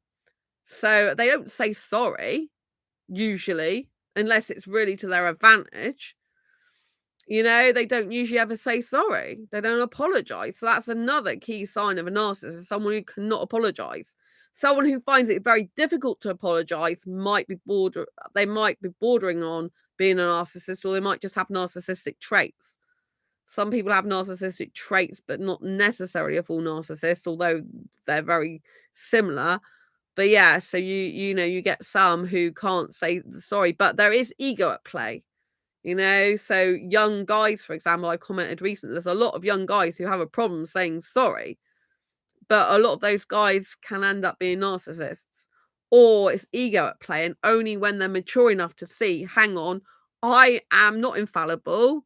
I do make mistakes. I'm not perfect. I need to realize I'm not perfect, and I do hurt people, and I need to say sorry, and I need to apologize sometimes for my mistakes and learn from them. But narcissists won't do that, because narcissists never think they're wrong. Oh no, they're never wrong according to them. So they don't apologize. The only time that a narcissist will apologize, usually if it's to their own advantage. So say in an abusive relationship, they might say sorry. They don't really mean it, but they're saying sorry to get you back, because you're their doormat. And they want their doormat back. They're comfy with that doormat. So they'll be saying something to you in order to get you back. And then they'll do something, an action that shows you they don't really give a shit, and they're not really sorry. And they only said it to get you back. I've had this happen to me years ago. I know from personal experience, And they'll be like, oh, I'm so sorry, let's make up, blah, blah, blah, everything's fine. And then a little while later, they're shouting at you, and God knows what else they're doing. Women can get away with being abusive more because they look pretty timid. That's a very interesting comment you make. Yeah, I do. Well, I've done a pattern changing course in 2013 with the company called Stop Abuse for Everyone. And I did a 14-week pattern changing course. And statistically, there's still more women that get abused than men. And 1 in 3, I was taught in that class, and 1 in 3 people are in abusive relationships. So 1 in 3 people you meet on the internet, for example, 33% are going to be abusive people. That's quite frightening. That's like a third of the population is abusive. That's quite hard. When I woke up to that, I'm like, oh my God, I never realized that. That's quite hard to take, especially for your mental health as well. But I was taught in that class so many wonderful things, as in patterns you can recognize of abuse. That's why I'm quite clued up on it nowadays. Plus, I've had to deal with narcissists and abusers in other situations. I had to look a lot of information up and learn more and more and more. And so, it's kind of weird when you're like specialized in this stuff by experience and knowledge you've gained. It's kind of like, oh my God. Um, and yeah, so that was a really good course that taught you patterns of behavior of narcissists and abusers, things they say, things they do, things they don't do, but mostly things they say and do, and actions and stuff. 33%, yeah, it's a lot.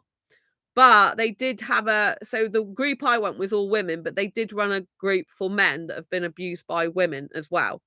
And personally, for me, I do have more male friends, and I do, if I ever get in a relationship with a guy, I do want him to have strong boundaries with other women, because one of my bugbears is some guys are far too nice, overly nice with bad women. They don't have any boundaries. So, for example, there was an Indian guy who connected with me through another YouTube channel, and I told him I didn't want kids, and I was very upfront about that, actually in the chat, before he decided to email me, and we got talking, we got attracted to each other and attached to each other. And then he revealed, like, well, when I'd asked him some questions, that he does actually want kids, and he wanted like a couple of kids. I'm like, well, why did you pursue me then? Because I don't want them, and now we're both hurt. Um, But one thing I didn't like, which really bugged me anyway about him, is he was still willing to do things for his ex, who he said was narcissistic. And so when you said in chat that women can get away with being abusive more because they look pretty timid, I have a real big problem with women in that way, in the fact that a lot of women will bat their eyelid at a guy, pretend they're a helpless damsel in distress, and the guy will come running back to her, especially guys who've been in relationships with women like that in the past. They'll just carry on letting the woman take the advantage of them. I had a date with an Indian asexual guy online a few years ago, and he told me that the reason his last ex broke up with him was because he would still help his other ex-girlfriend now. And anytime she was upset, he would go to her aid because he was worried about his ex. And so his last girlfriend couldn't stand that. And I said to him, I couldn't be with a guy like that either. He was hoping I could. I'm like, no, totally out of the question. I said, you shouldn't, because these are narcissistic women.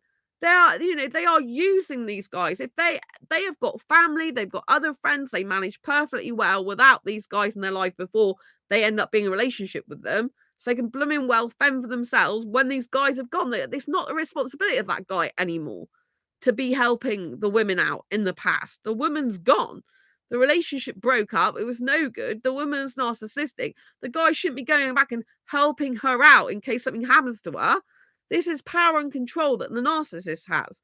Like, oh, I might do something. I might hurt myself and commit suicide. So you've got to come over and help me because I'm so hopeless and helpless. You know what I mean? I'm not saying this to make light of people who are suicidal. I used to be suicidal. It's not a light thing, It's a bad thing. If you're suicidal, call the Samaritans, get some help, get a therapist. I'm not saying that, but there are people, unfortunately, who are narcissistic abusers who literally will use the suicide thing to control and manipulate you, right? My ex, my long-term ex, he came to the door when we split up. Well, he split up with me the very last time, and I didn't take him back. He came to the door with his wrists slashed, begging me to take him back. They wasn't even properly slashed. It was like cut and perforated, just like someone who grazed themselves, little blood spots. It wasn't pouring with blood or anything, right? But this is what he did to try to get me back because he was that desperate, and I wouldn't get back with him after that. But before, previous years, I would have, because I felt sorry for him. There has to be a point with narcissistic abuse and abusers in general that you say no more. You block them, you cut off from them completely. That's the only way you're going to have any way of getting rid of them. I don't know why some people stay in contact with narcissists because they love them still, because they feel sorry for them. These narcissists, they don't have feelings like we do. They are able to take care of themselves. They don't need you to hold their hand. They don't need you to help them. They're perfectly, fully capable of looking after themselves. If anything, you're the one that needs help because you're more helpless without them because they've been controlling and manipulating you for years.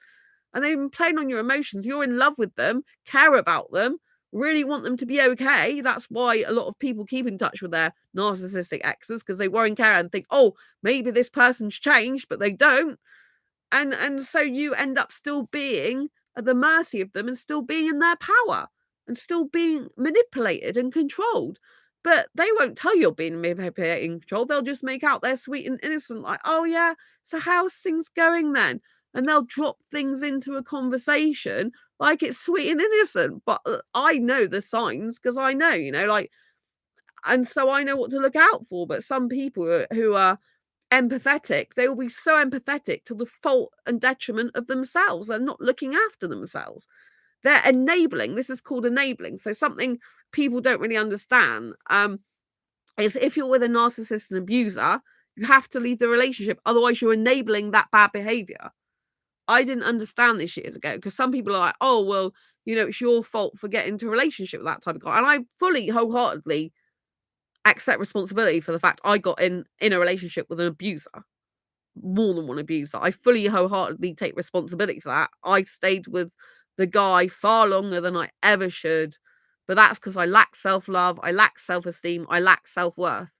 And obviously, if you're going to improve your mental health, you need to improve your self-esteem, self-worth, self-confidence. Otherwise, you will have abusers doing this. And like I was so lacking in self-worth and self-love that I would just accept rubbish years ago. But I don't do that anymore.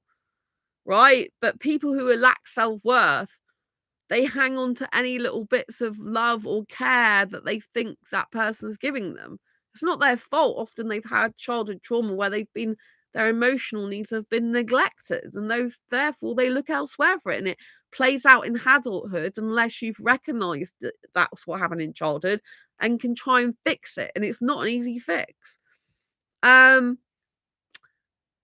Environment will put up the abuse if the girl guys will put up with the abuse if the girl is good looking, maybe. Yes, unfortunately, a lot of guys do go for looks. And I think that's why some people think, why does a guy like bitches so much? And some guys do actually like women like that, apparently. They like bitches. They like a woman to treat them mean to keep them keen.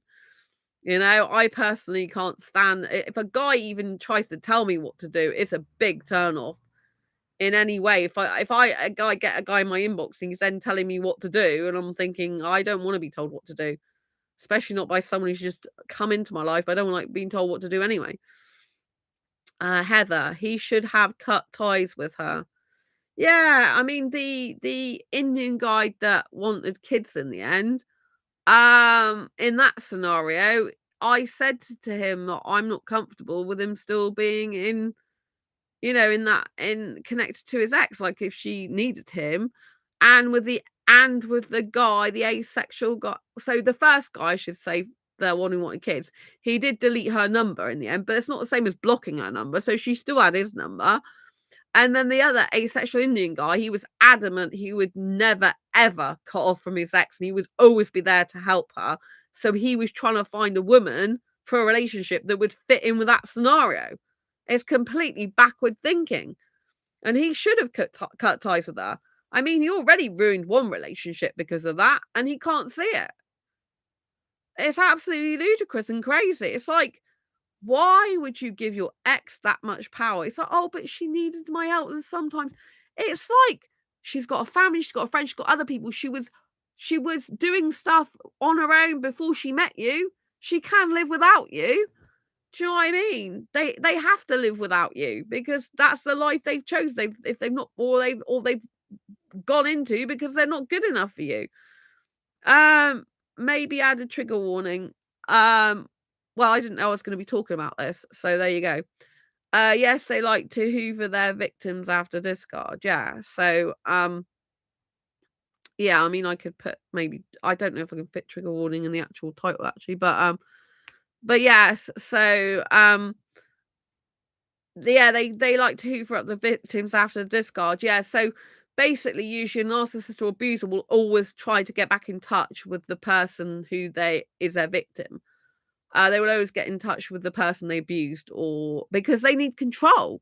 They want control, and the easier that person makes it for the person to just come back into their life, the happier they are. They love it. You know, it's like a grandiose thing. It's like, my God, this person's talking to me. I'm still important in their life. Clear they still care about me, and it's just dreadful. And unfortunately, some people do go to back in a relationship with their narcissist and abuser. I admit years ago I went back into a relationship with one of my abusers, and I was with him for a very long time. So I was with a guy for a year and a half. We split up, and then during that 6 months, he pursued me. He ignored a police warning, pursued me consistently for 6 months, and I ended up getting back with him for 7 years. It was awful, and he was worse to me in those 7 years than the previous 1.5. But for the first 3 weeks, he was great, but after that, it was really bad. So, I've done that in my past, but that is a long time ago now. 2011, that was my last long-term relationship, and, yeah, I'm not interested. Now I live a much younger life, actually, it's much better. I be my young teenager self with a 21 mindset, and I got out of all that rubbish and I take care of myself and I live on my own, which is much better, healthier way of living. I'm a very different person now. I'm a very different person now. Yeah. I'm much better. I'm happier, younger, happier. It's all good. Yeah. Live my life much better. Like I did the sex thing with him. I was engaged but not married to him. Did the living together thing. And I was like so miserable. Like obviously to do with mental health. Um if you're with a narcissist or abuser, your mental health is going to deteriorate severely. It is going to go into decline, and you're going to blame yourself probably. And you're not going to realize that usually, if you leave that, you're not going to leave that situation a lot of the time because you are codependent on that person because they've partly made you like that. And also because of your past, you probably didn't get your needs met as a child, and so therefore you are codependent on your narcissist or abuser, so therefore they have a hold over you, so therefore it's hard for you to leave them, and so therefore they can continue abusing you because they know you'll always go back to them. If you allow a narcissist or abuser back into your life, you're enabling that bad behavior, you're enabling them to abuse you, you're enabling them to be narcissistic towards you if you're not blocking them. You're enabling that bad behavior. You're saying it's fine, treat me like shit. And if you think that they're going to come back into your life and they're going to say all these things like, oh, I've changed, things are different now. That's what they do say because they want you back. It's a load of bullshit. And you should never go back to them. They haven't changed. In order for abuser or narcissist to change, a pure narcissist, like someone with narcissistic personality disorder, usually can't ever fully change according to the stuff I've researched, according to the programs I've watched by psychologists. They can't really change. It's very minimal and it's not satisfactory for being in a relationship. If someone's abusive, they would have to have about 2 years of therapy in order to change, and it would have to be because they wanted to change, not because their parents or their family or their friends or their partner told them that they need to change. They would have to be in therapy one-to-one for like 2 years at least, off their own bat, and the person would have to be single for that time as well and work on themselves for a couple of years. So it is possible for some people to change. It's very rare, but it is possible for some people to change. I mean, there are people who are drug addicts that do stop doing drugs. There are people who are alcoholics that stop being alcoholics. So it can happen. Someone who's abusive, I think it's harder in some ways because they don't think there's anything wrong with them. But if you get someone who clearly recognizes there's something wrong with them, that's the first step towards healing and to change them. But one of my exes, a guy I was with at 8.5 years in total, he went to therapy by himself, but he was using that as a badge of honor. Oh, look at me, I'm so good, I'm getting therapy. And yet it was still abusive behind closed doors to me, even though he was getting therapy, because it was all a show. Or all a show for all the people at work, and I'm the baddie, and he's the great one because he's getting all this therapy. We had a couples counselling, and they thought I was a problem. Then at the end, they realised it was him, and he even fooled them. And one of the counsellors was really bad to me. Actually, I could have reported him because I was seeing my own counsellor at the time, and they said, and there was two guys, and she said that the guy said something really bad to me. She's like, "Oh, you can report him," but I didn't. But yeah, they're like, "Oh, you knew what he's really like, don't you?" I'm like, "Yes." But he even had them fooled. The guy had fooled. There was two of them, and one of the guys, he trained other psychologists up for years. He had that person fooled. That's how good these people are. These narcissists and abusers. That's the level of skill they have in deceit and manipulation. That's the level. And when you're playing with that type of level of skill of manipulation, you need to get out of the game, I'm telling you, for good, and shut the damn door and block them. People who can't block, they're like, "Oh, but I can't hurt them. I can't be mean." You're being mean to yourself and you're hurting yourself. You're damaging yourself. You do not have the self-worth and the courage to leave that person for good, and you have to do that. Otherwise, they'll just be they'll still try and come back, but you have to be like have a suit of armor on the end, and whatever they do, don't let them back in. So yeah, narcissists can't change. I thought even with therapy, excuse me. Yes, they can manipulate counselors too. Yeah, so yeah, I mean, from the research that I've seen, narcissists, well, people specifically with narcissistic personality disorder rather than narcissistic traits, they can't usually change with therapy. I think there's minute change they can do. So for example, they could recognize there are a narcissist, so they could actually accept the fact they've got narcissistic personality disorder. I guess that would be one change they could do by actually admitting, but a lot of them are proud of it. The people with narcissistic personality disorder I've come across, they don't think there's anything wrong with it, and they're proud of it. I'm like, oh my god. They enjoy the power they have over people. Why would they want to change? Exactly. Exactly. And it's really bad. I mean, I had a guy years ago come into my asexual groups, out of it, been out of it years now.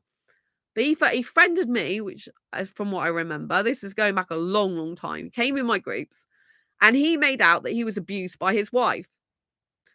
And he told us quite a lot in the conversations. But after a while, he started saying stuff that made me think actually he was a narcissist and abuser, because of the stuff he ended up revealing and the way he was with women. I think there was women from the group that ended up private messaging, like in a dating scenario, and the stuff he was saying. And I'm thinking, actually, I think you're the one, and you've turned it on her because of the stuff he was saying. And I was just like, a person who's not a narcissist or abuser just wouldn't be saying some of this stuff. If they were a true victim, they wouldn't be saying some of the stuff they're saying. So yeah, I had my opinion that I think that they were actually with the abuser, a narcissist. But I don't know. I can't be exactly sure, but my feeling was that he was. And he's not been in the groups for years now, and I haven't even seen him in the community as far as I know. Yeah, so one of the causes of mental health is narcissistic abuse and abusers. It's one of the top things, and it's awful because it can be a teacher that's like this, it could be a work colleague that's like this, it could be a family member or relative, it could be a stranger, it could be someone you date, and it's hard because, like I said, statistically, it's about 33% of 1 in 3 people are abusive. And so it's hard, When we left my grandma's house, she said, "Sorry, it hasn't worked out," followed by, "I've done nothing wrong." Funny but not funny, yes. Yeah, exactly. They gaslight, which means turning on you. So yeah, I think you mentioned that earlier in chat as well. It's like, "It's sorry I haven't worked out," followed by "I've done nothing wrong." Basically means that you're the one who's made it not go right. It's just rubbish. It's like, people who are narcissists and abusers, unfortunately, like some people think abuse is just physical. And they're like, oh, well, no, I was with this person. They never physically abused me. They didn't hit me. They didn't hurt me. But it doesn't have to be physical. It can be emotional manipulation, mental manipulation. Emotional can be absolutely terrible. Putting you down, saying you'll never find someone to love you like I do. Who'd love you? Why would anyone want you the way you are? Look at you. And this keeps you under their control and manipulation because you think, God, I must be so shit, excuse my language. I must be such a worthless piece of shit. And no one likes me or loves me or gives a toss about me. Why should I care about myself? Why should I give a stuff if no one else cares about me? And then you realize that you're talking to the wrong people eventually. Like when you wake up to the abuse years later, you realize that you were just with the wrong people. Healthy people won't be like that with you. Healthy people won't talk to you like that. Healthy people will not have that attitude towards you. Healthy people who respect you and like you and want you in their life will be like, I'd love to see you. I care about you. I appreciate you. Tell me what's been going on for you. Like, someone would be lucky to have you and they mean it. It's normal to miss your abuser too. Yes, unfortunately, if you love your abuser, then you're gonna miss them usually. It's hard, it's really hard. And that's why a lot of people go back. Because, the pain of being without that person ends up being greater than being with them, you think, while you're apart. Because if you're a very lonely person, and if you're a person that has not even been on their own very much, you're usually with someone. If your abuser leaves you, you're used to being manipulated, if you like. You're used to doing things for that person. So you're very much a part of that abuser's life, that narcissist's life. You're attached to them really loads. And so it's hard to break away from that. It's really difficult. That's why I was with the guy. I went back and was with a guy for 7 years. I couldn't leave him. My mind was like, I just can't leave this guy. He had to leave me in the end. I made sure he did because the first time we split up, he wouldn't accept it. And I split up with him the first time. In the end, he was going to split up with me anyway. And I found that out. So I left before he had the chance. Um, but other people knew him better than me. Like we had an argument, and like the people I work with are like, "Oh, I'm sure you go back and he'll have packed his bags and be leaving you." I'm like, "No, he'd never do that to me." And they were absolutely right. I'm like, "How the hell do they know him better than I do?" So I ended up leaving and moving out quicker because I got the last place I lived in. That's where I moved to just get out of that situation because I couldn't usually afford to get away from him financially as well. And that opportunity came up. It's a really good price. So I left.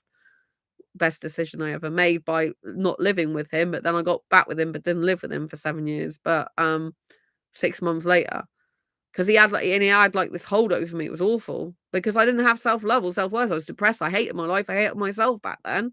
This was before I got over depression. I got over depression in 2012. We split up in 2011. Interesting that, isn't it? I got over depression the year after I split with him because, he was part of my depression, obviously, keeping me in a depressed state. I'm not going to say he was whole cause of it because I used to be depressed from childhood, but he contributed to like keeping it in that state. But obviously, it was my choice to be with him. Um, so it's normal to miss your abuser too, especially if they're a family. Yeah, it's really tough if they're a family member. I think sometimes people stay in abusive relationships because they are scared of being alone, lonely. Yes. That's the point I was trying to make, that if you're used to being with someone and not used to being alone or on your own, then I was in that position. So I've been happily single for predominantly since 2011 now, when that ex split up. I have had very short-term relationships, like 2, and dated a guy, which was completely wrong guy for me, a psychopath, actually, a real psychopath. I mean, I'm talking real. Blade. There's a whole video about that, if you didn't know that story, but real life story, unfortunately, but I got away from him. But yes, so, predominantly single since 2011. Um, but yeah, so at that point in my life, I wasn't used to being on my own. I was always used to being in a relationship. I had my first heterosexual relationship when I was 6 years old. And then as a teenager upwards, I just was in relationships the majority of the time. And then, in 2011, well, after that, that's the last time I was in a long-term relationship. 2012, the guy came past my home to talk to me. Happened to be out there, which was completely opposite end of the city. Of course, he was doing it on purpose. But yeah, he used to be jealous of my guinea pigs. So that ended that when he found out I got guinea pigs pretty much. And I was got fibromyalgia, and that was worse than something he had because he couldn't stand me actually being iller than him or having guinea pigs because he once punched a hole in the wall of a flat we lived in together above the guinea pig cage. God knows how my guinea pigs were, but he used to get jealous of the guinea pigs. So it was awful. Um, so yeah.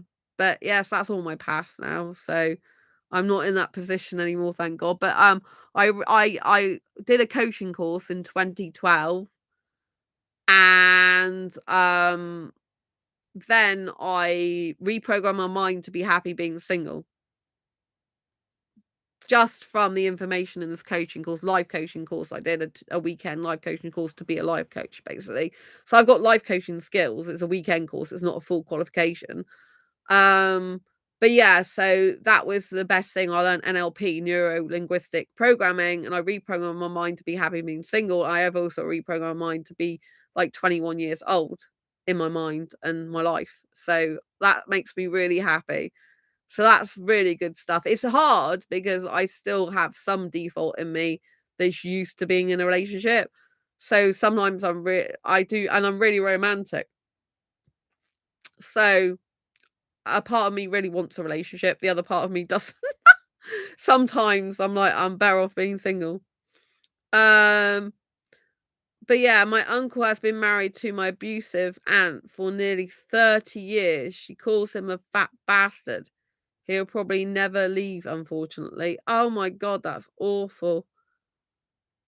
Is your aunt thin or is she big herself? Because I sometimes find that some narcissists and abusers, they're really big and then they go around having a go at someone else who's not as big as they are. And they're like, oh, you've got weight on you. You need to comment on someone's weight. It's like, hang on a minute, you're bigger than me and you're commenting. She is big herself. She actually encouraged him to eat. Yes, it doesn't surprise me. That is real narcissist abuse, isn't it? Yeah, it's just ludicrous. And I often find that's the case, that these people that mock people for their weight, that a lot of them are actually big themselves and they're actually bigger, like, especially if they're narcissists or abusers, and it's disgusting people have this thing in their head that you can't be healthy if you're bigger because I mean, obviously some people aren't, but that's not true for everyone.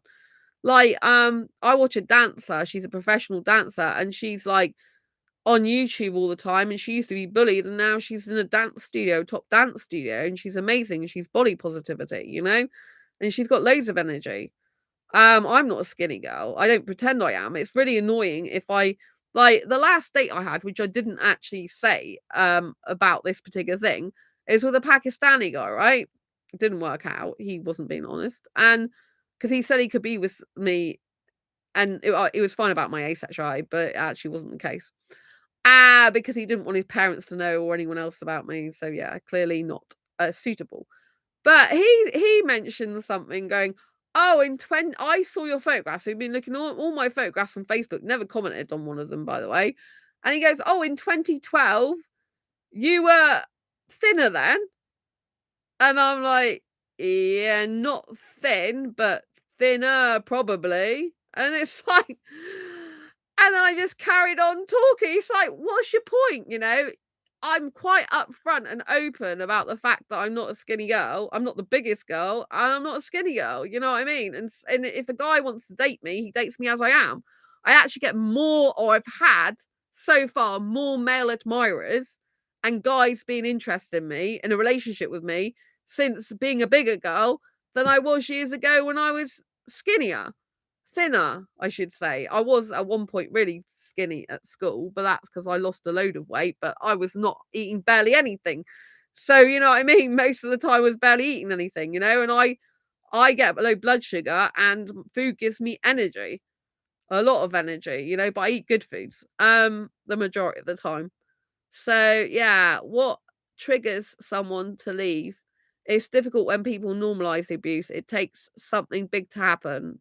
Yeah, so basically, the only time someone will leave a relationship that's abusive usually is when the pain of staying in that relationship is more than leaving it. So if they are gaining more in the relationship than they would be if they left the relationship, they won't leave. So only when the pain is greater than the gain will they leave. So only when the relationship is so painful and so hurtful that leaving is feels a little bit better will they leave. Otherwise, they will just stay with the abuse year after year. Usually, if they've got lack self-love. Obviously, someone who's healed themselves as much as possible, who's got self-love, will leave that. They might still get into a relationship with abuser or end up in a connection with abuser, but they will leave that person a lot more quicker and get the hell out of there because they'll realize and they'll just like, I'm not having this. Because as an empath, you do like uh, attract these people, and you don't know what a person's like totally until you get to know them a bit. And sometimes they don't show their true colours for ages. When I was doing the SAFE course, Stop Abuse for Everyone, there was a woman there, and she'd been married to a guy for 2 years, and then he started abusing her. After 2 years, he was fine for the first 2 years of marriage, never laid a finger on her, and then after 2 years started abusing her. You know, like, who would have thought that? Who would have thought 2 years later he would change? I mean, that's just, like, unheard of, really. Most people show their true colours in the first 3 months. Like, first 3 months is they show their true colours, and then 6 months or a year at the latest, but even within 3 months. But most people who are in love ignore the red flags, they ignore the warning signs, they just because the abuser will say something like, "Oh, you know, it won't happen again. Oh, it's a one-off," and you believe them because you're new in the relationship, you're in love with them, all the special chemicals are flying everywhere. You want to believe them, you don't want to think bad of them, so you stay, and then you get more and more attached to them. That's what happens. Abuse can also run down from generation to generation of family. Yeah, I presume that's what happens in your family because you've mentioned there are quite a few people who are narcissistic, abusive people in your family. So, you know, with your uncle and aunt and stuff. So I'm guessing you've got other family members. And yeah, unfortunately, a lot of it's to do with childhood trauma as well. So if a person's had like abuse or neglect or abandonment in their childhood, they'll then feed that back down to their kids, which I've had conversations recently in this live stream about like I'm child free by choice. And I say a lot of people have kids for the wrong reasons. And a lot of people are having children and they're passing down their bad traits towards their kids, and their kids will just end up, you know, like bad mental health. A lot of people's mental health is to do with how they were treated in childhood. And then the cycle just keeps continuing unless one of the people in the family starts recognizing, hang on a minute, this is not healthy. Something's got to change, and often it means that you've got to have therapy, you've got to have healing, you've got to have counseling because you've got to be the one to be the change maker in your family. Because they're not going to do it if they don't see there's anything wrong with their behavior. They'll just carry on. They don't think there's anything wrong. Nothing wrong with me. I'll just carry on. That's just me. You know, it's like, you know, and it's hard. Um, yes, my grandma abused my granddad, my uncle abused my aunt, and my brother has abusive boyfriend. Oh my gosh, that's a lot. I don't know many healthy relationships. Yeah. Well, as we've already discussed, like about 33% of people are abusive. But a lot of it's to do with attachment styles as well, while people have unhealthy relationships. It is hard to find someone to have a healthy relationship with. I mean, on the dating scene, I've come across a lot of guys, you know, and a lot of them can't admit there's anything wrong with them. They can't admit they've got any faults. They can't even say a proper sorry. They can't stop lying. They can't have, some of them don't have any empathy or any sympathy. And they're just totally shut off and zoned out and avoidant. there's a lot of avoidance in the dating world. This means they're avoiding getting into a relationship, they're avoiding having communication, they're avoiding intimacy. And this usually stems from their childhood and the way they were treated by their caregivers, which could be their parents or obviously the grandparents if they're close to grandparents or adopted or something. And so, instead of facing up to responsibility and instead of dealing with issues and problems, they will want to run away. And people who are avoidant also see it as like attachment and intimacy as a weakness, because some attachment is healthy in a relationship. But if you're codependently attached, it's not healthy. But to have some level of attachment is normal because human beings do get attached to each other, especially if they're in a romantic relationship, for example. It's like a bond. You do get bonded to people. So they just want sex. It's same in the guy saying yes. Yes, basically, that's what a lot of the dating scene's like. There's not many that want a serious committed relationship. And those that do say they want a relationship, often they don't even know what that entails. They're clueless. They haven't even thought it through. I want a relationship. Okay, so what does that look like? Well, what do you mean? I'm like, well, what does a relationship look like on a day-to-day basis? Tell me. Like tell me, like, would you live together? Like, would you not? Do you want children? Do you want marriage? Like, is one going off to uni? If you're still at uni, like, how's that going to work out? Are you going to finish your studies first, or are you going to get into the relationship before you finish your studies? And do you want to travel or do you not want to travel? And how often do you want to see that person and all this type of stuff? And instead of them being sensible and writing out what exactly they do want in a relationship, so, they have a guideline and they have something to go by, they just don't even think about it. And all the people that are on like dating sites are like, oh, just see how it goes. They're not intentional. Those people are not intentional. You can only really get into a serious, healthy, committed relationship with someone who's intentional that they want to be in a relationship with you and they want to work at it. It takes time, energy, work, hard work, and effort. And unfortunately, a lot of the people in the dating scene just don't want to do that anymore. They can't be bothered. Well, if you can't be bothered, you get out what you put in life. If you can't be bothered, you'll end up with keep bumping into people that can't be bothered. I'm very specific. I mean, on Badoo, nearly everyone wants kids on there. There's 2 guys I've spoken to that don't, but they nearly all want kids or they smoke. And I have guys in my inbox and I'm like, hi, thank you for, I'm like, oh, I've checked your profile out, but, we're not going to be suitable. Sometimes I tell them, like, you're a smoker, I can't be with anyone who smokes. Or you want kids someday. They're like, I don't want kids. I'm like, you do want kids in the future. You've put that in your profile. One guy was like, oh, I don't want them for 15 years. I said, yeah, but I'm looking for, I'm looking for a relationship. I don't want to be with a guy who wants them in 15 years. And so they don't think it through. You refuse to date guys who smoke. Yes, I absolutely refuse to date guys who smoke. This is what gives me my chest infection and respiratory infections. I cannot be with a smoker, a vapor, anything like that, because in clubs, unfortunately, they can still vape. And I literally I had a date with one guy for one night and I got a respiratory infection for 7 weeks afterwards. It's on this channel years ago. 2 weeks I couldn't even talk. I cannot be with a smoker or a vapor or hashish or anything like that. I had a date once with an asexual foreign guy who'd had hashish, which is actually a drug basically. But they say it's like, oh no, it's just some pleasure thing. Right? But he was high on it. I mean, he was out of it when he talked to me. Hello. I'm like, oh my God, So yes, I will not date guys who smoke for my own health. I cannot be around them. I kiss. And I will not kiss an ashtray. I can't be kissing someone who smokes. I have kissed in clubs and one guy didn't smoke, but I didn't realise he vaped. And afterwards I end up with an ulcer under my tongue from the vape. Because he started vaping when we went outside after we'd finished kissing. Like he must have been kissing me for about an hour. And then he got his vape out. I'm like, shh. But yes, I can't be with any guy who smokes whatsoever. Really bad for my health.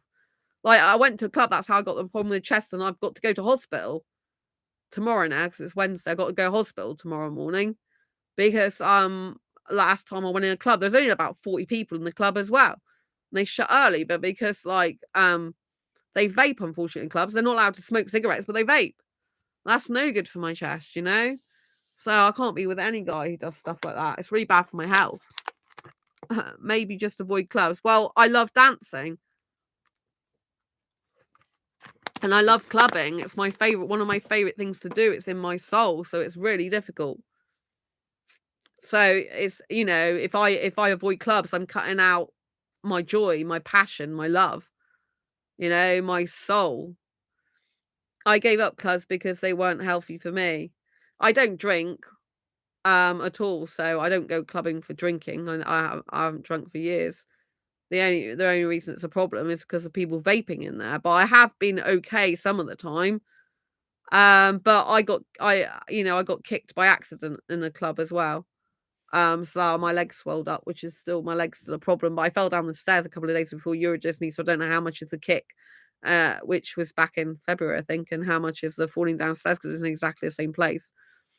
Um, but yeah, I do love clubbing. I absolutely adore it. It's very good for my soul. It's very good for my body. It's like most people with fibromyalgia can't dance at all. It's beyond them. They can't do it physically because it causes too much pain. But for while I'm dancing, it gives me pain relief because I get so high on good happy chemicals that for that time it usually lessens my pain and I feel euphoric and it's really good. I can feel more pain up to 72 hours later, but for the time I do, that's very good for my mental health, you see. Dancing's amazing for my mental health. It's awful at the moment. I can't go clubbing. There's a Bollywood event on Monday, but I can't go to it because my chest. I need to get my chest better. And I tried dancing like at home, and unfortunately, because I got a chest problem, I end up coughing out a bit of blood. So I can't do that either at home at the moment, really, anymore. I was dancing and exercising. I think exercising was the thing that really did the blood bit in the end because I end up coughing 4 times in a row. But yeah, so at the moment I can't. But because fibromyalgia people, exercise usually makes it worse.